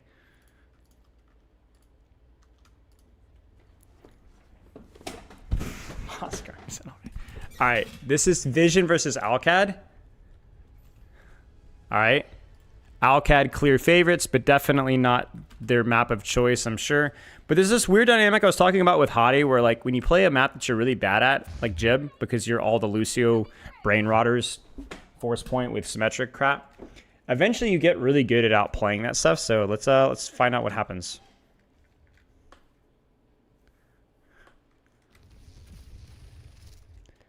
Alcad's attack. Okay, how far does Vision make it? Did they just get full held? Oh no, they actually put some... Yeah, whoa, okay. Whoa. It's not a terrible push, I guess. Attackers incoming. Stop the payload. So basically, force point, pressure, mark off angles with your Symmetra, and don't die. Easier said than done. Especially if Cookie hits his shots, especially if we hit nades, Skyle, Tama, go crazy. Joe, honestly, I don't know, Joe. Maybe. One days I will stop. You know what I'm going to do is I'm going to do the mechanics discussion when I don't even announce it. There's the lamp forced. Still rotating the force point. Zeod's contesting angles. They get into the room. And then now what generally happens is that you'll see like either a teleport out push, or they'll do like a split push up through here with like Cass or something. So let's see how do they retake space here. Diva will fly top. Yeah, they're going to do a teleport to top. But it's a disaster because they're ready for it. All right. Hopefully I haven't missed it, Olivine. This is mostly par for the course for what I'd expect. Nice pulse bomb eat. Bubble is forced. They flip the map. That's really bad because pulse bomb has been used. Bubble has been used. This is kind of similar to like TM juking the crap out of VP here. It's really bad that all those resources were used. And then now they can kind of hold this space, pocket cart with their BAP. And as long as Zeod can find cover, and honestly, we could even BAP window. So I wouldn't be surprised if Landon pops BAP window here. He needs to pop BAP window, I think. What? I mean, it's good off-angle push from Violet here. I like this a lot from Violet. This is really clever. Oh, they teleport BAP window. Oh, that's greedy. That's really unorthodox. And scary, too. I guess they saw Violet dropped and they went for that? What the frick is Landon doing? This is so freaking greedy. Wait, what happens here? You will notice. Oh, that sucks. Still winnable, though. Violet can live. Violet should live. Wait. Oh, this is fine. This is honestly not too bad for Vision, all things considered. Like, you don't really care as much about your ult economy because your ult is so much better. As long as you have Nano or Primal or Rally or, you know, Sojolt, you're fine. Huge sleep. Holy crap. And then Kellex gets his push mistimed, and then... Or Lebda gets his push mistimed. This is really good so far, all things considered. And then they just reset the fight location. Yeah, pretty good start. And now we have Primal, and Primal's really all you need. They go really early. What the frick? What is Tamasi? Or Tamasi? I don't like this. Like, we're just not really in a position to push that. Maybe Chosowan can get something off of this. They need to get at least a DMAC here, but it's not great.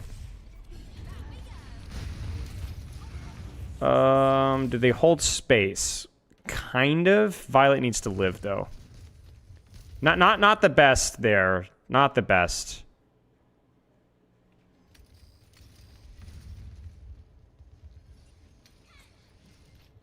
Nate gets blocked by Simwall. Pulse Bomb, C9. I don't know. Like, you can't use your Primal that early, I'm going to be honest. Like, your ults are how you win this. You have to, like, let them walk in and then get... Because the thing with Primal and Nano and all this stuff is, like, it doesn't matter if they pop BAP window, Diva Bomb, Simwall, Cat... You'll still get kills. I've coached this comp before. I've played versus that crap. A good Primal is just impossible to stop. You just die instantly.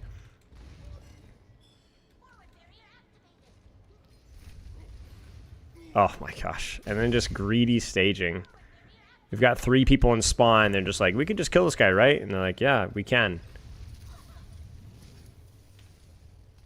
Now we need to live. What the frick is Violet doing? Way too far forward. It's the same stupid mistake. Deb Booty, think of the sub.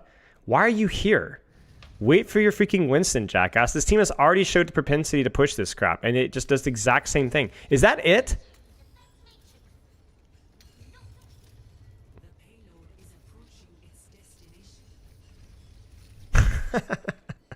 I mean, okay, frick you for making me watch this, but also at the same time, I kind of get it. It's so freaking anticlimactic because it played so poorly from Vision that it is kind of amusing. All right, they actually don't get a fight on second point, like, at all. Do they? No, they don't, do they? I mean, I'll give you partial credit. This is pretty funny. Just...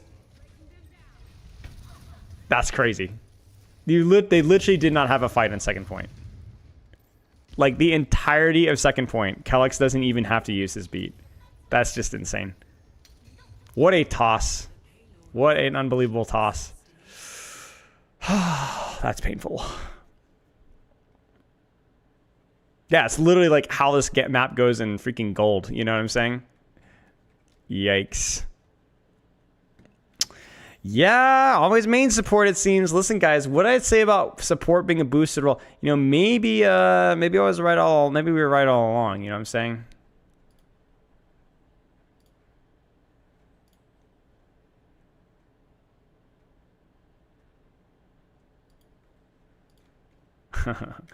I kid. Unless.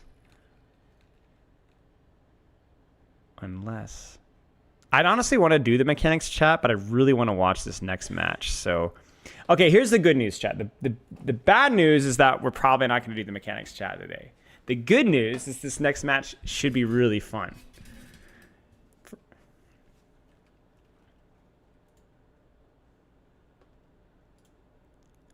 Maybe the best match of the day, actually, now that I think about it.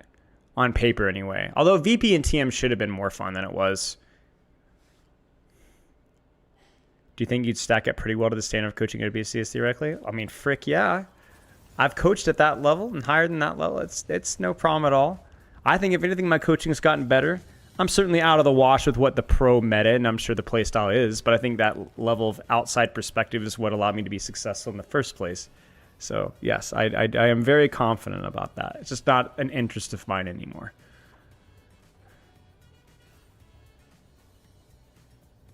Would I be the best pro coach? I don't know about that. It's not just about the knowledge. It's also the ability to be able to lead teams and all, much more than that. That would be very egotistical to say. Thoughts? Did Violet crash out? I have no idea. I've been grinding ball for years since peak Master 2 in my 10 matches. Lucy got me GM4. I mean, part of that might be placements. Part of that might also be that, like, the first hero that you grind on is always the hardest character, the hardest role. And then everything that you learn from that character carries over. But yeah, I mean, yeah. Sarah Lee would be the best? Yes, for sure. Listen, I will say, when Sarah Lee speaks, I listen. And then laugh, but that's unrelated.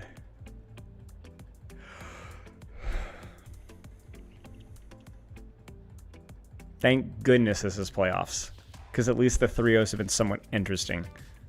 It's way more satisfying to flame the crap out of VP than it is to Dill Ducks. Like, I wouldn't even look at Dill Ducks. Hello and welcome back once again for our last match of the day. You will be the best. I trust. Title match. It's going to be GK going up against SSG. We just very recently saw these teams going at each other, and it was a 5. Nah, frick the Ducks, dude. You also listen to me telling you to watch embarrassing clips. Your compass needs tuning. That's true. That's more of a moral compass and less of a strategical compass. You know what I'm saying? Lip is the GOAT. I mean, certainly in contention for the GOAT, yes. I did not watch the Clash at bottom OWCS. I would not. I don't want your ducks in my mouth anyway, so it's fine. Have you guys ever eaten duck? I don't think I ever have had duck. I had lamb once when I was like 8 or 9. I don't remember liking it very much, but it was a long time ago. I'm pretty basic. I don't even like seafood that much. Duck is so good. Is it better than like the average bird? Because I don't think this is that hot of a take, but it's like a medium warm take. I think chicken's really overrated. I just think chicken just doesn't taste that good. When I like chicken, it's because it doesn't taste like chicken. You get what I'm saying? It's good? Cool. Good to know.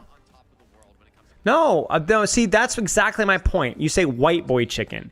You're implying that spicing it up makes it better, and you're correct. But that's my point, is it's so reliant off of the non-chicken. Grilled, like really good grilled chicken is good, and like the basic old chicken tenders where you're basically just eating the breading is really good with like sauce and stuff. But like the chicken itself isn't why I like chicken foods. You get what I'm saying?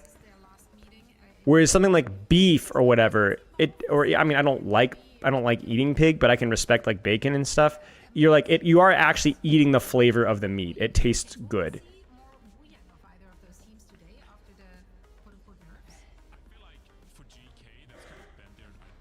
You're just basically saying that like you have to spice it to make it edible.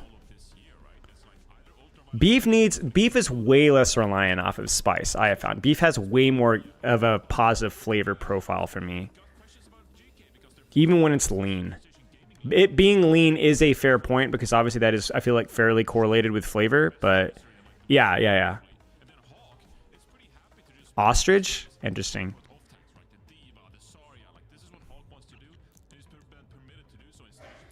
Yeah, salt and pepper is good in freaking everything. What part of beef, though? I'm just saying anything beef. Like, cattle is just OP, bro.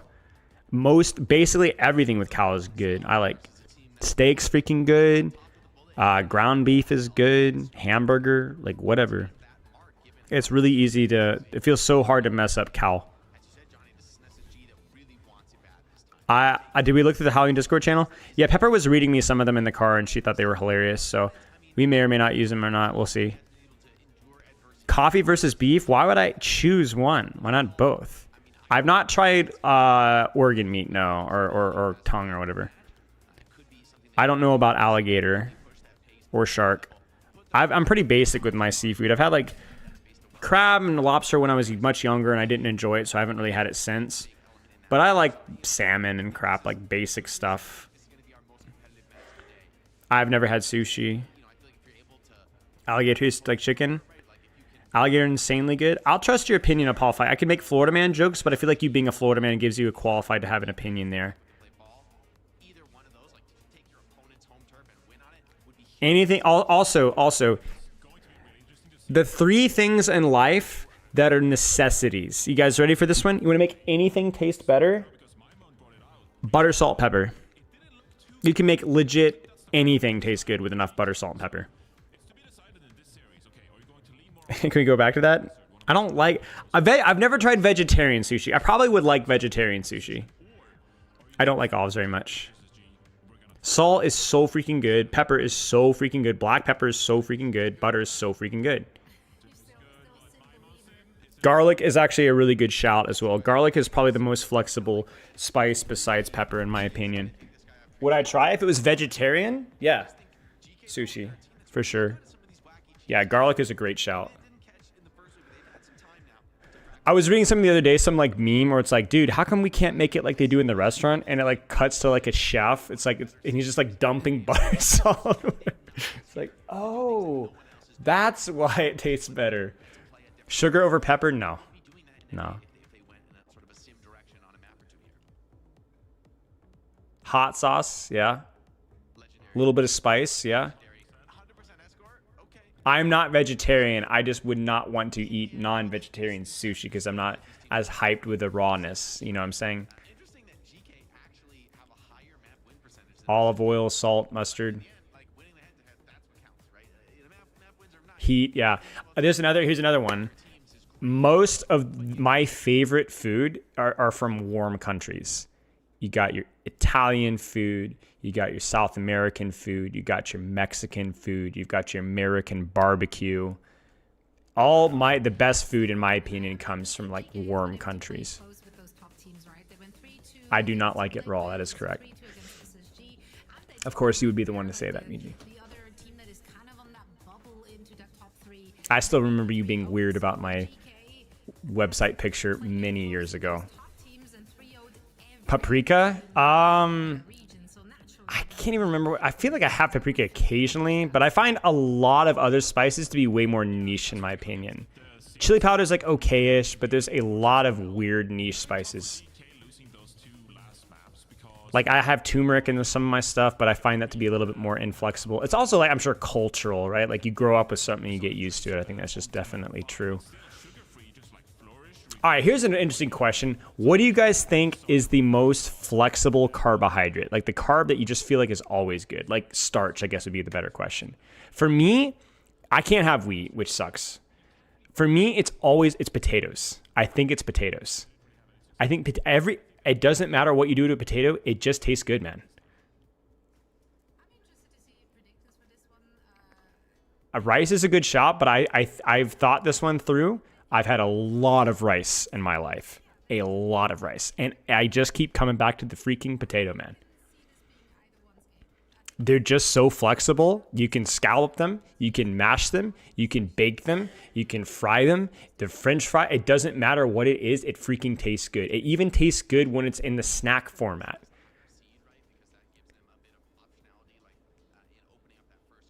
So freaking good. Rice is in every... See, for me, that's where I am perfectly objective. If you grow up eating rice all day long every single day, then sure. But I've had a lot of rice. Rice is a staple for me for a long time. Potatoes is better, bro. It's just better. It's just more flexible. It's just better. It's certainly more flexible than rice.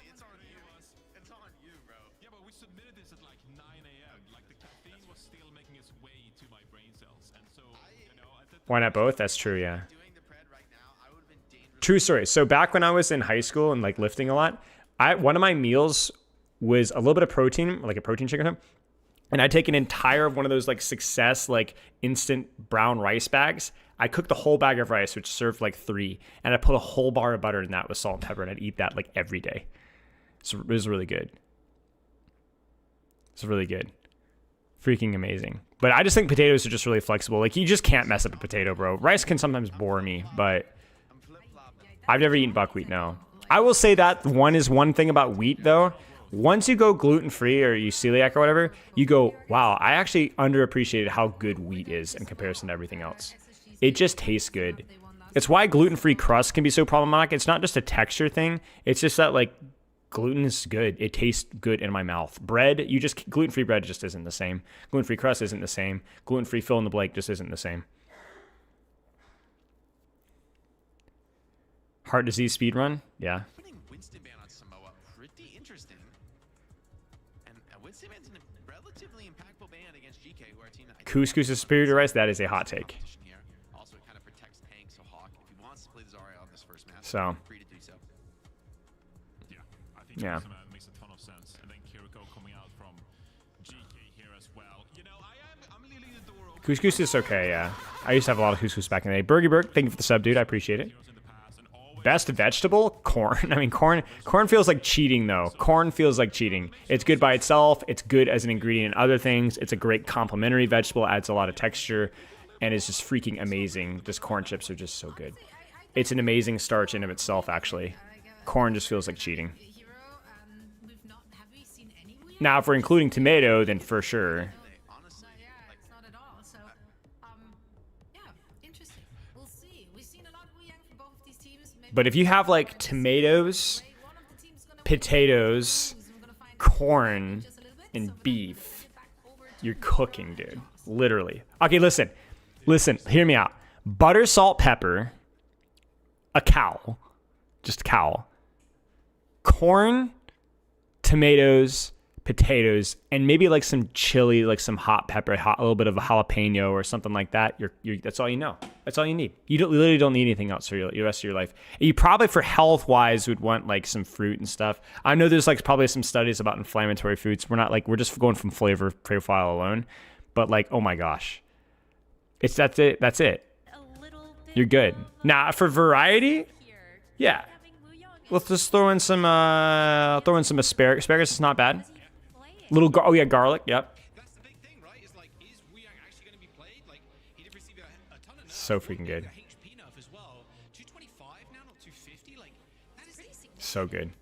yeah, it is. I'm also a big fruit guy. I'm a fruit juice addict. I have to like literally cut it down because fruit juice is probably not, is this pretty much just empty calories, but I love fruit. I love fruit. Wave, and I can ult, and What am I looking at here?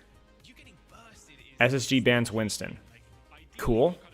Good ban for, maybe it's also a tank protect ban, but it's probably pretty good on the one beach map. It might just be more of a tank protect ban, though, and then they're saving their other bans for later. DK bans Kiri. Who is SSG's support line? CJ Lep? Okay. Something just amuses me so much about Christopher working with Lep. It delights me. They did, and it's like they've kind of fumbled over that finish line in the final moments, and that's not something you want to see from one of these top teams. So maybe this is a new Going off the pug on a good match? Maybe. Yeah, you're true. Maybe I'll delay it or something. Mangoes are amazing. Mangoes are something I discovered later in life. Like, I knew they existed, I just never really had them much as a kid, and I was like, oh, wow. Zarya. Lucio. Okay, space stations, win condition. Open space, wide, catch rams, engage with your bubbles and Wuyong, and then just enable the frick out of Sugar Free and Chronic on the deeper flanks. They're not controlling any space at all, so that was very short. GK just basically had literally every angle and the choke. Womp womp a bomb. I think this Baptiste pick is awesome. Not Dragon fruit's pretty good. grab like you can throw out. Hopefully you survive like a fraction of a second sooner, but just being able to All right, are we gonna control angles now? even put pressure on Sugar Free and Chronic Yes. more consistently, I'd say. Remember, Wuyang just obviously hits range is Zarya's advantage. The ability to impact fight split from you a little bit is Zarya's advantage. You cannot. Man, these bubbles on tracers are. I think they're just using it pre-fight to get charged before they take space, but it is a huge time cost. And there's still like because their tracer's not really on a lane. She's not really doing much to contest space right now. This just seems like such an easy surround from Geeky. I'm really confused about what the fight plan is here. Okay, there we go. There's a bit of a rotation. I like the BAP here, by the way. I do think BAP is a bit better. Oh, jeez. They just, again, like, they're just everywhere. Like, where is Space Station fighting for space here? I think a lot of it is to do with Sugar Free. I don't like what they're doing with Sugar Free. With the bubble on main stuff. Like, Sugar Free needs to be feel free. Maybe Sugar Free with Lucy or something. Like, My Moon is completely uncontested. Lethal is completely uncontested. We talk about the same things in every game, but it's because the same things matter half the time. Until you check those boxes. Like, look at it again. He's just gonna cheat, but yeah, you get some charge, but then you don't know that the angle, there's nobody on the angle. Like, it's the same crap, man. So Lethal just burns him from the flank. Ay. What a disaster, man. Come on, Space Station. Hawk literally can do nothing because there's no space for anything.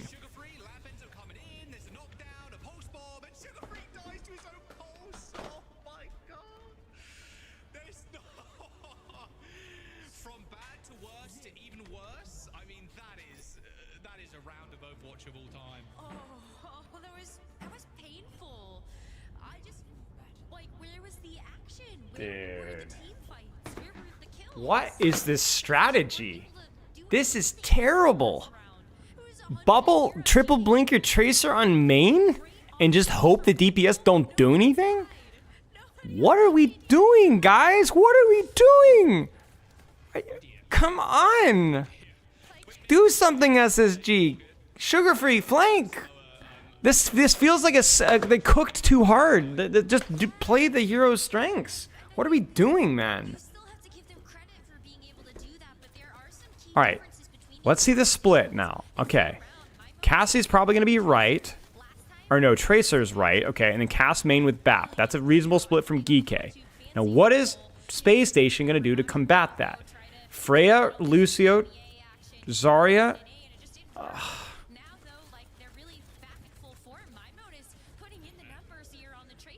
Ram's getting this is why people play Ram, by the way, in Koth and Zarya. You could shove Zarya out from doing things, and then if your DPS aren't winning the flanks, your Zarya just can't do anything. This isn't just Sugar Free, guys. I'm convinced this is more of, like, look at that. There's a hit squad top right. This is a strategy thing from a Space Station, I think, that is failing. There it is again, Bubble Tracer right side. But he's unsupported. Like, it... You see it? Like, it's always kind of him by himself. And I don't know what Lep is doing. I think Lep is with Chronic? I don't know. They get the kill. They probably BAP window this, I think. Yeah, they BAP window this. They might be able to keep Kuffa up. They go for the pulse. I mean, Geeka can just disengage this. They don't even need to play for touch here. They can also stall this for further. It's a decent pulse bomb. Yeah. Okay, good job. That was better. We finally got a bit of a surround there, but that first point was horrendous. It's not Hunter. It's Chris. Hunter quit. All right. Big support ult advantage for Space Station Gaming. They shouldn't have a solution. Well, BAP can avoid the bubble from Weong here. There's the bubble. Yeah, there it is. There shouldn't really be a solution for that with Geeky's comp. Ram can't do anything versus that. There's no bubble. There's no Suzu. Sure. Guys, I was joking, I'm aware. Sorry, no joking allowed. Thank you, chat. Any jokes in chat, please immediately stomp out. Yes, Queen, you're correct. Swallow's favorite conservative political figurehead, Christopher? Yes. I can make a really bad joke here, but I'm not going to do it. Sarah Lee, I might have to message you directly, because this one is just way too free. Grav, beat used. Ram anchoring on point. Windows Force. Couple will use his ult to reset. They will disengage that. And they'll kill him. Nice. We finally got the space control, the attrition that we need. The angles there are still there for Geeke. Oh my gosh. Sugar Brawn. Oh! Ew! Is that what his chat would say?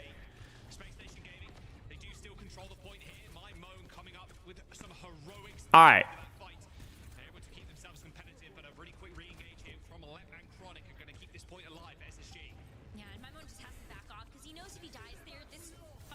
I mean, Space Station could just walk away here.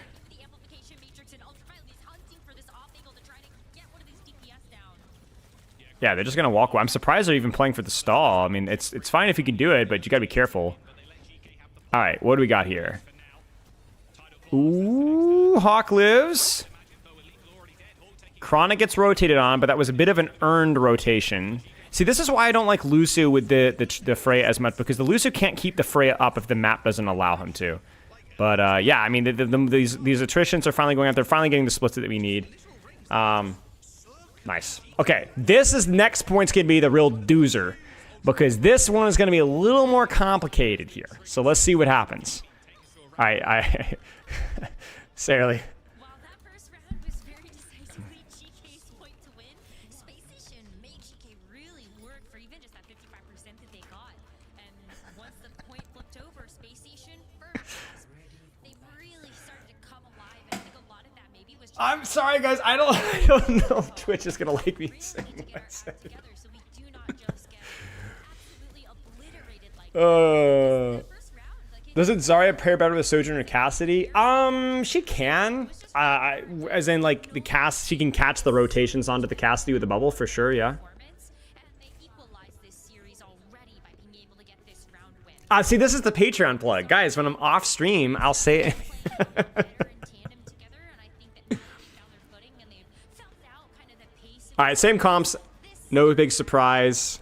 while it will be decisive for the map, will also really help set the tone. Bubble on the Tracer gets the angle for free. Same compositions from both teams as we go into See, the difference is Sugar Free's like actually holding space now and just not hovering around the tank 24/7. They kite the engage. This is Zarya's time to shine. They're going to walk on the rotation with Lucio bubbled. It's weird. They play it so passively. I don't see Hawk leveraging his bubbles much at all. It's more along the bubbling his teammates. And I don't know how I feel about that. I would have liked to see more uptime from his damage earlier, but it felt like that was slowed down because he was too busy bubbling his Lucio Tracer. He ended up not needing it anyway. It just feels like it's too inconsistent value to fish for that. You know what I'm saying? So they're going to eventually whittle them down, but this could have happened ages ago, I feel like.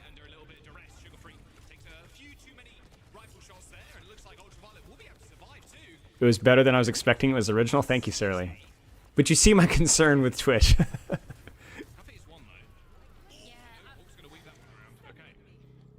I mean, at this point, after you killed the supports on GK, Okay. this should Space Station whittles it back. The attrition war for Zarya. She gets the charge. She slowly leverages her space. And they clutch it out. you use the immortality field there. Hope that that's going to be enough to actually keep you alive. Sugar Free lurking around. What an angle from UV. He's getting the pocket. He's getting the bubble. And this is where the bubble is actually fairly useful, where there is a guaranteed duel on a static target. Chronic catches lethal on the angle. Weird rotation from UV there. We're getting a little saucy with it. And this time, we're actually catching people off. All of a sudden, we're marking angles all of a sudden. On the other side of the point there, well, Lethal just dies, so reset here for GK. And now hopefully they can use this amplification matrix, get some space with it, maybe even pick up a kill, but look at Paimon too. And they just don't have an answer for that at all. Well, they actually just... Wait, I say that, and they actually disengaged that. That's actually pretty impressive. Looks like I spoke too soon. Hawk needs to save really both bubbles here, unless he's being ignored. No, he can use whatever he wants for bubbles now. Cuff is way too low to push. And that's kind of like what you love to see. He's too low to push, too low to do anything. Leverage on point from the angle, and he's just going to keep going. You see it? Like, that's what we talk about with the attrition, right? If you play your resource traits really patiently and really slowly, eventually you can catch the ram, and that's exactly what we're seeing. Thoughts on Hero SR? Great idea. Needs a lot of work for a good execution. To the window, because you know people are going to be there Yeah, Hawk is doing well. They keep doing these triple bubble things. You know what, Chad? Here's what it is. I think it's the BAP. I think they're thinking we can cheat the engage on BAP and just free force a bunch of cooldowns and ults, or like Lamp, if we just triple blink in, because BAP is too freaking slow. I don't know if I agree with that, but it seems to be the idea. So they're cheating because of the BAP, I think.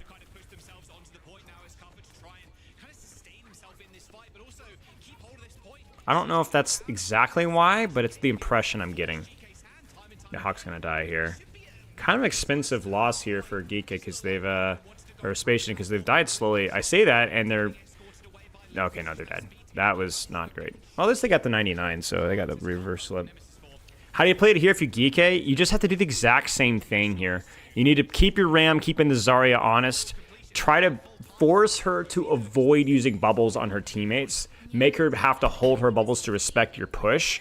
And then at the same time, your advantage here is, well, okay, your advantage was like, well, I guess it's Frey here. Is just try to win the side duels, right? Like in theory, Zarya can bubble her teammates, but if she does, Ram runs her over. You get what I'm saying? So what you do is you try to set up your Lucio with your Tracer and really keep pressure on Wig, because I think Wig can rotate, but in theory is a little bit more fragile than he used to be. Oh yeah, shoot Orb, hang on. After this map, I'll jump in, potentially.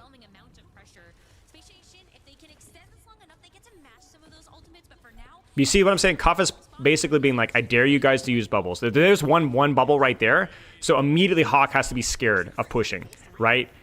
And see, they've backed off, right? They disengaged. They lost a lot of space, which is really bad. BAP window and back. CJ dies with the ult. They get the ult off. I don't even know if they got the ult off, and that's it right there. Really well played by DK there. This one I felt like was a little bit better executed from Space Station, whereas the first one was just complete fraud watch. Complete fraud watch. This one felt more competitive. The first one was just a total waste. Like, I felt legitimately like we were watching a Diamond team play Overwatch. It was just horrible. Yeah, I think they lost the ult for sure.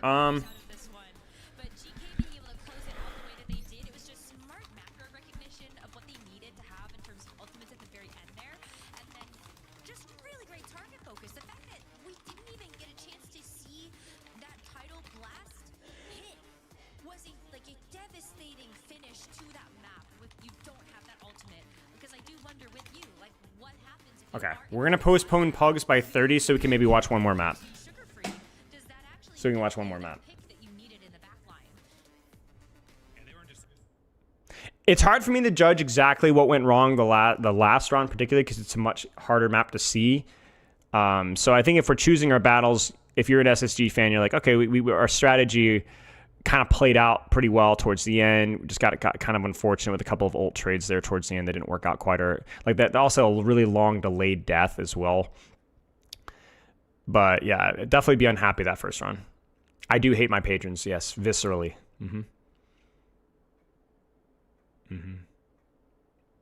Have I coached UV? No, I have a weird history with UV. We did a collab together. I don't know if you guys remember that, the Ana guide back in the day. It was we had a great time. But we've collabed together a couple times. But a weird story about UV is I actually wanted to sign him. It was like one of the only players back in the Uprising Academy disaster, right? He was one of the few players that I was actually really, really, really interested in, but we decided that we weren't interested in. Because I was told that, I don't think, basically mumble bubble.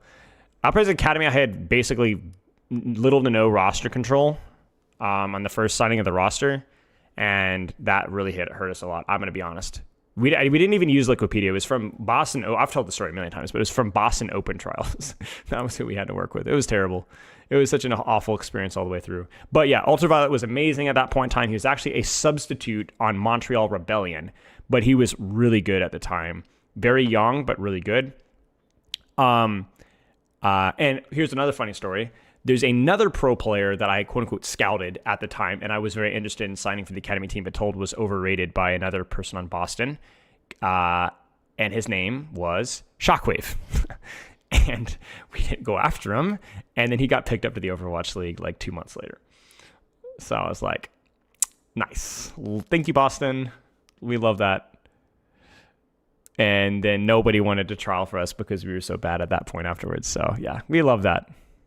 We love that. Boston, the story with Boston was that Boston as an organization thought that they were great at finding unknown talent. And so they bent over backwards trying to take these ridiculously high risks instead of just taking the obvious solutions at points and times. So we had an entire team's worth of potential. And the irony is that even when we had a couple of players that did have real potential, I think Myungbong, you guys remember Myungbong? I think Krondop, you guys obviously know Krondop. People with actual potential were wasted because their surrounding talent was either just bad or needed a lot more time to cook. And there's nothing worse for developing talent to be thrown to the wolves. And that's essentially what happened.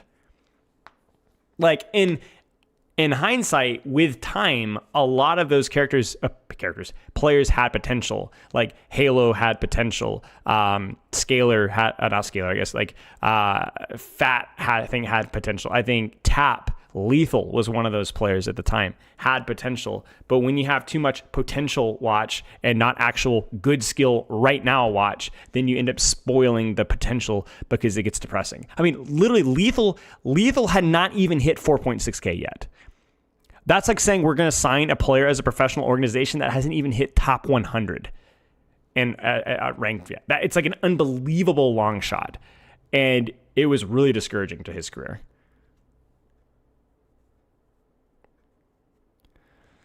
So a lot of the players over time worked out really well, but almost all of them worked out really well, not with Boston. Mikey, False, Kron, Lethal. Shoot, I'm trying to think who else. And there was a couple players that did actually have talent, like I think Aztac, Wayfast, Dredro, another one, that just were entirely wasted. Scalar. Yeah. You can't do that.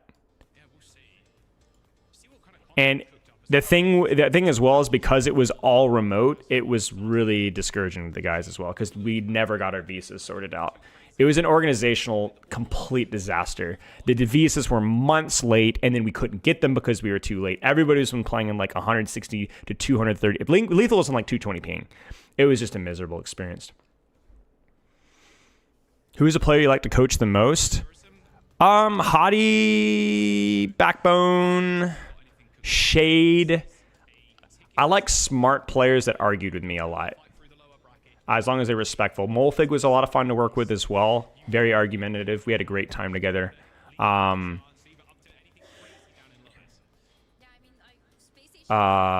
are definitely near the top. I think that's also something where, like, for Space Station, they really want to make sure that they can secure the spot now. They do not want to leave that up to chance. We talked about being homeless in our session. I'm trying to think who else. Don.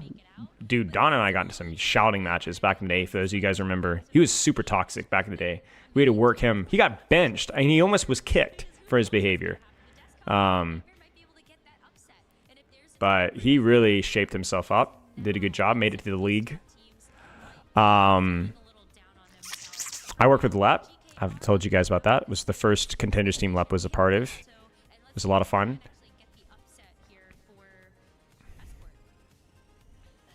Do you think OWCS develop the top teams will start developing a talent farm?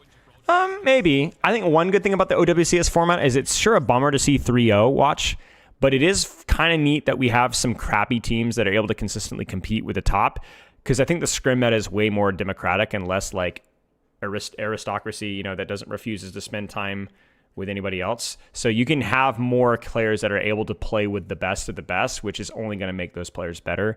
So I think there's a lot of players that I work with in Contenders and like high tier 3 that had potential but just never got the opportunity to scrimmage. And if you're not scrimmaging versus good teams, it's really hard to get better at the top level.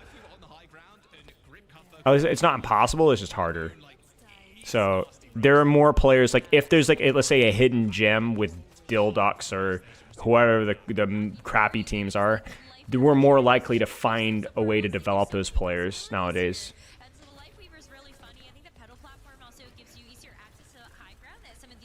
What do we got here? We got a ban on a ban, which makes a lot of sense because they want to run this double flex nonsense. GK bans D.Va, which enables them to be a little bit more confident in their double flex nonsense. Weaver is just weird. Like, I don't know. Like, I know the strategy here. They're going to pocket their supports and use the high ground, and Weaver is really good in this map. My problem with Weaver is that I think the best way of framing is he's bad. He's just a bad hero. The strategy of pocketing your DPS, babysitting your other... I mean, we've talked about the Weaver composition. The same reason they're running Weaver here is the same reason they ever ran Weaver. The difference is the Weaver's now bad. So, in theory, I don't think it's good. That being said, banning D.Va does help the double flex a lot. So... Do you want to say who is the worst person to coach? Let's see if I can safely answer that question. I mean, yeah, I don't know if I'll say he's the worst, but the one that I can confidently say was Salty. He was a turd. He was just a really obnoxious, mean-spirited person, and a lot of people that work with him had really negative things to say about him. I don't think he's involved in pro sports and esports anymore, and very immature, very ugly, very rude. I'm sure he had a lot going on maybe behind the scenes, so I want to be sympathetic to that, but he was just a really horrendous player to play with. But beyond that, I don't want to say. There's some players that I've worked with that have had really, really bad social issues. Not just anxiety, but just being super toxic and super, super uncommunicative, but I don't want to talk about those people. Ah, man, how does Space Station take space here, man?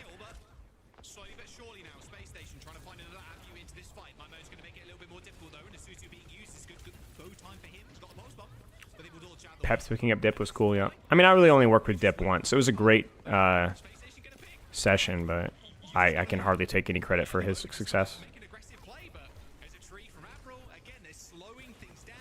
It's just really difficult. The Space Station has to get a flank going around that left side or something. I think the Ram corner, the freaking Freya spam choke, like you see how difficult and painful it is. They need to do a split. Like the Freya's positioned well there, but why did we have to, like, we could have just left our Zarya in high ground and then done that flip split. Because remember, Ram can't stop you from rotating around him. What's the prime years for a pro? I'd say 20, 21, 22. Where you're young enough to where you have, like, lots of energy to go and pursue stupid things like professional Overwatch. But you're not young enough to where you're, like, socially, like, completely, like, stunted and, like, degenerate with your life. A lot of 17 and 18-year-olds struggle. A lot of older players struggle. They did get their backline on high ground. So even though Hawk was fed to the wolves, at least they're able to close the distance on the Weaver. And this is what I was talking about the Weaver comp. Like, if you can close the gap, it just sucks. I like the BAP swap. It gives them something more to pull. The problem with running the Weaver Kiriko is that you don't have a baby to pull. You could be greedier with your other support, basically.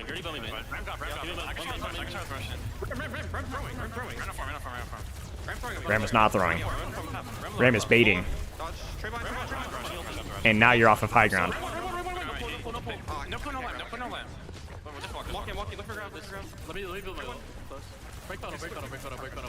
They did use 3 ults.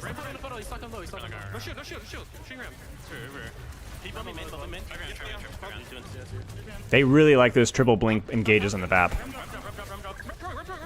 Which I really don't know how I feel about that.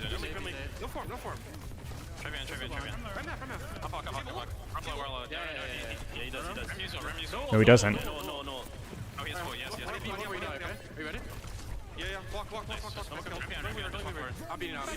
There's the push on the left side that we're looking for. You see, when they can get their Lucio Tracer to backline, this comp sucks. I think GK is getting too cute with it. I just think this character is bad.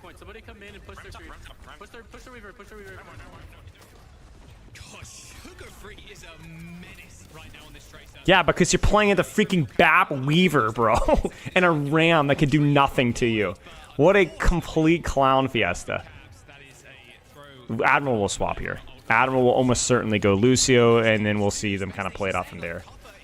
This is, I don't know. This team consistently does this. Like, I don't even follow professional Overwatch, but every now and then I see Geek just get like hung up. Were they the team running the Moira Lucio stuff like 2 months ago? I swear. I don't remember what the other heroes were, but it was like Moira something. And I was like, was it King's Row? I remember this distinctly. Remember a King's Row clip. I mean, I don't mind the experimentation, but that's just lethal, dude. That's the lethal admiral right there. Is Frickers, man. You live by the sword, you die by the sword. The same things that make them fun and strong is also what's making them throw fights. I mean, Geek should have the better comp here. It's freaking hard. Ram versus Zarya here, not easy here. So the problem here, though, is they kind of beefed the previous fights here. So now we got a Kitsune advantage. So this is Space Station's opportunity right here. Right here. They just run it down. Why are they running it? Ooh, I don't know. Scary, scary, scary, scary. Scary, scary. Oh.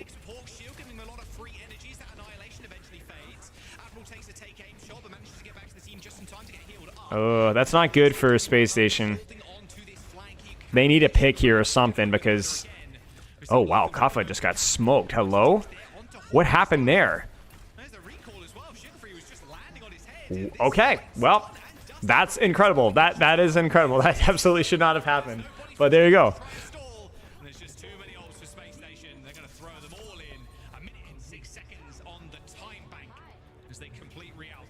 Kaffa just wasted his cycle? Yeah, I guess so. I didn't see it. I don't know. I guess he just wasted his resources according to Eladidu. Or Eladidu. Eladidu. Eladidu. Yeah. But Space Station, when you've got that many ultimates, throw them all out there. Weaver's bad. The comp is kind of fine on first and second point, but I just, it's trash. They cooked. And it honestly feels like Space Station tried to bait that. Can Space Station beat them on Ram Kiri Lucio? I guess we're about to find out. Or I guess it'll be Winston. Well, I mean, it could be Ram. Well, yeah, probably Winston on first point. Maybe Ram on third if they get there.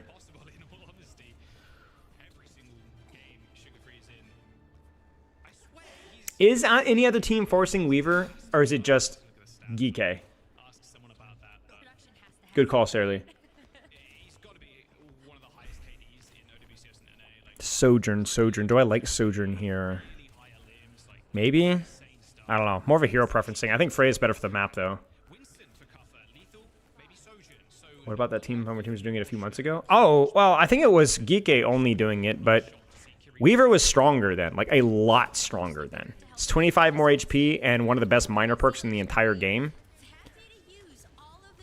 You might be right. Oh, verticality? Well, I mean, the same reason why you'd run Freya is the reason why I'm like... I like Geek's comp here. Space Station can make it work, though, because Freya still has a pretty good matchup versus Winston, but you just need pressure. We need an angle. We need some flying bolts. But it's better than it used to be because Freya is a bit weaker. Bubbles used.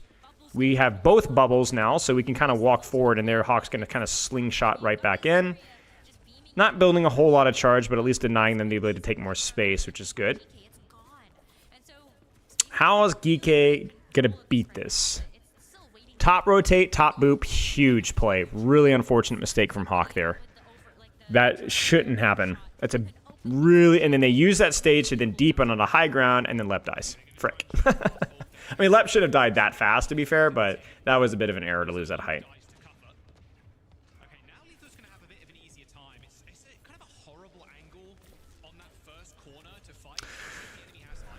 Why did they play Castle Leaver instead of Freya then? When? I might be missing the context. Man, they just love these triple bling engages, dude. I don't know if I like that. Because then he recalls back and he's in his own backline. I don't mind it as much maybe with the Winston stuff because it's just really hard for Zarya to build charge versus this, and maybe it's a little bit more consistent, but I just don't know. Like, I just don't know how I feel about these uses of bubbles. Yeah. This is rough, man. I would just love Sugar Free on a softer angle with more uptime, to be honest with you. How do you feel about Echo? I think how I feel about Echo is kind of surmised in my 225 HP discussion yesterday. It's timestamped on YouTube, and it's the first hero that we talk about as well. So, all right, they're gonna go Soj. Maybe a little bit easier to get more pressure in this point. I don't know. D.Va's banned. But D.Va would definitely be the play here, but D.Va's banned. Hazard would be good here as well, yes, but I don't know. They've got Grav here. Maybe we'll see a Hazard after this.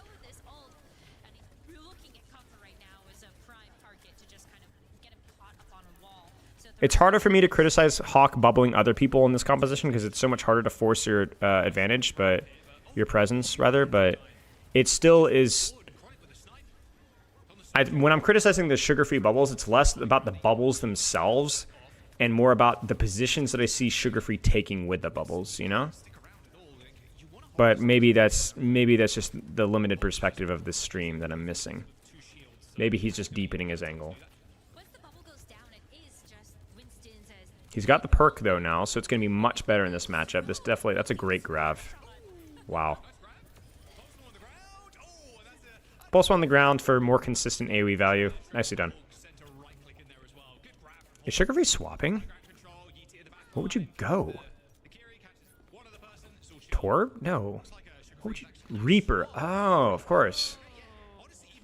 Reaper's actually pretty good here. It's a good point for Reaper. I like this. I like this a lot. Because now you're actually giving her something to do with Zarya, right? It's not just, oh, because Winston. It's like, hey, there's something to do. Okay, well.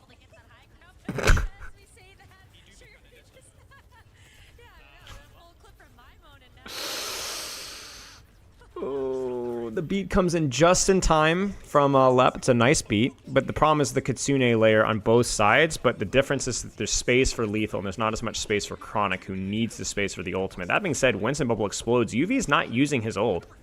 Did they just try to bait the ult and die? Was that a purposeful loss? That was strange. Interesting, interesting. There was plenty of time to pop the Kitsune there, unless I misjudged when he got it. Caster Curse, yeah.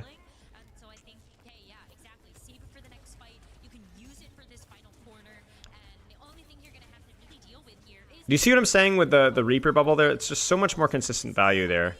So many more resources being used there. That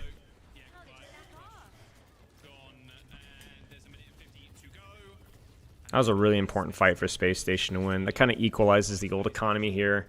And now you can just kind of leverage your space. And because you still have a charged Zarya, and because it's easier to maintain charge on Zarya, you have a slight advantage going into this fight, which is really nice. It's hard, man. It's hard. Winston, you gotta be really careful. That Bubble Reaper is going to run you down. See, Reaper is easier to avoid. Bubble Reaper, not so easy to avoid. Because he just denies the peel that your team can provide to you there.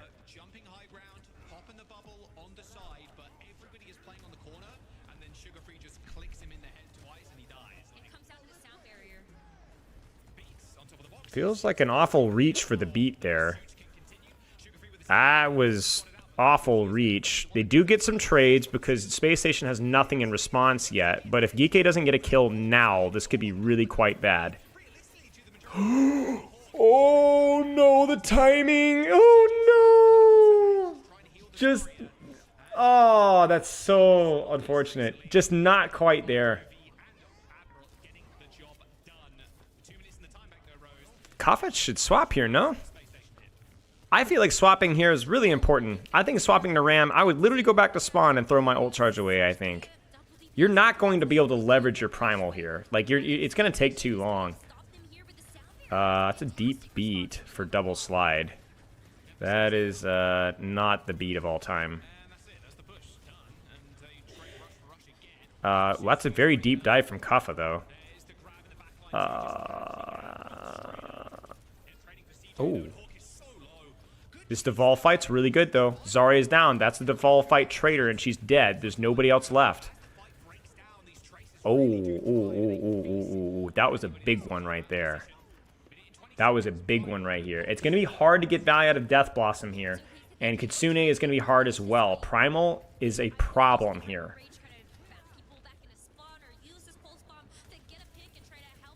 Oh my gosh, he's already dead! No Kitsune value. Mark the Reaper and they're good. Even better, just mark the Soj. She's dead. Kuffa needs to live. UV needs to live. Maybe still winnable. Maybe still winnable.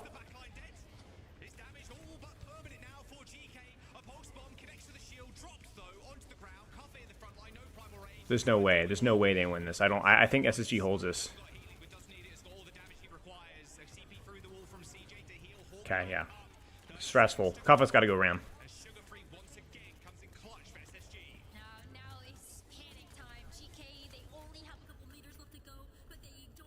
Might quality.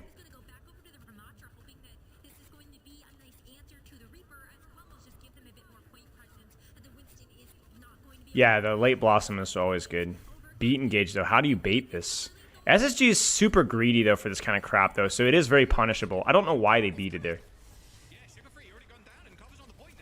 Dude, SSG just is like in a hive mind at times. It's well done in a hive mind. It reminds me a little bit of TM, but I don't think it's executed as well. Yeah, it's gonna be a cat. I just don't know why they beat that. Like, they have to touch point. You let them pull the trigger on the beat. You know what I'm saying?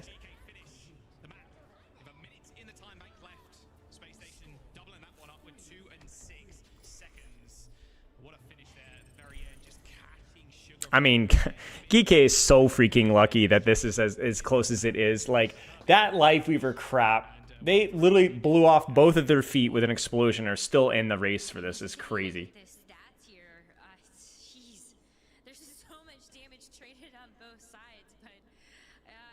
Attacker's advantage secured. GG. Geek wins. I think Geek should win this, to be honest with you. I really do. I think that their composition is better for first point. And that's all you're really asking when you're talking about what snowball is going to happen. Great response to that, Winston. Just like no bubbles there for Kuffa. Kuffa had a lot of trouble even just staying alive, and so it's kind of tough to have to be the first one to an attack. You know that this. Is this not attacker's advantage? Is this hottie theory? Now, knowing that, like, yeah, like the Reaper pick could just come out with Sugar-Free coming back out. What are my thoughts on Admiral? He's a great support player. I think he's probably the best, at least the last year or so, has been the best Lucio Brigitte, quote-unquote, main support player in the West. Yeah, Hottie is banned. He doesn't even know why. We'll probably see the same stuff. Sojourn, whatever. They probably go Winston, no?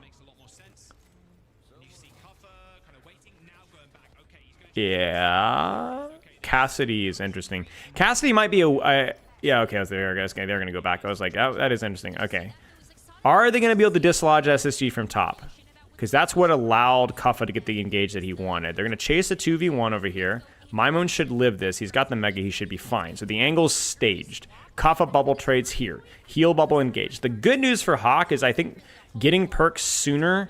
it's tough. Getting that minor perk for Hawk is really nice. Maimon picked on the angle. That's just a mechanical misplay. They should be able to disengage this one, though. Now, the question is, will SSG TM this and run it down? I don't think they should, because I think Kuffa will have bubble.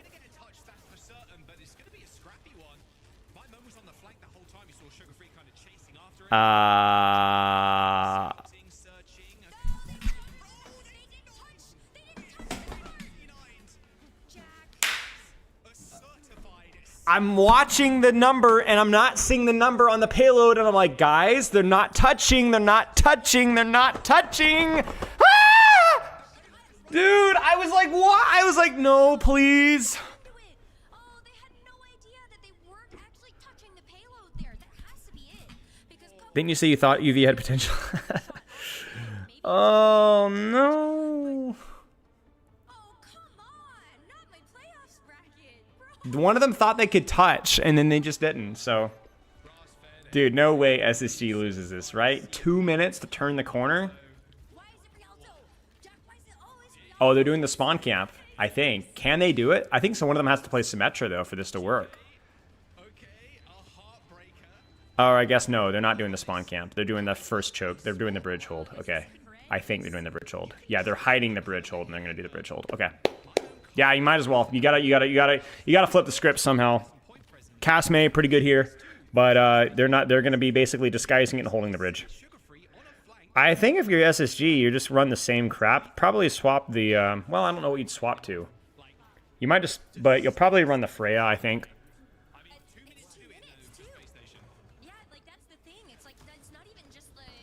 No, you don't run the Sim, because we're not spawn camping. You're just first choke holding.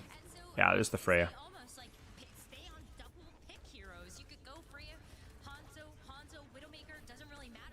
They're not really first choke holding here, actually. Huh. It's like weird hybrid. Oh, it's so scary. There's the double bubble on the Tracer. Or the bubble on the Tracer. Ice block's already used. They're going to try to push that. Wall defensively. Shield. Not really a good trade there for Geeky at all. All they did was charge Zarya and didn't get a whole lot out of it. Retaking the angle is Geeky. Retaking top is Maimon most likely. Oh, I guess not. No, there's a huge boot from Admiral though. Walls used.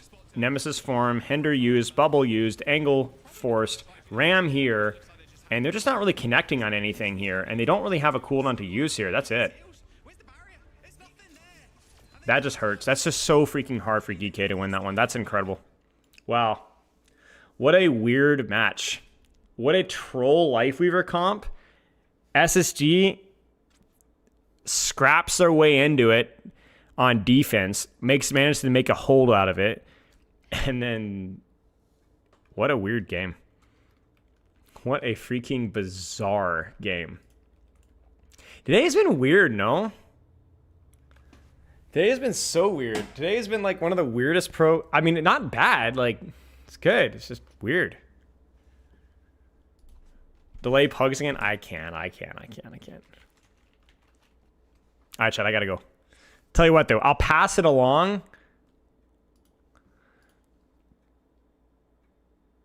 I'll pass it along to a deserving collaborator.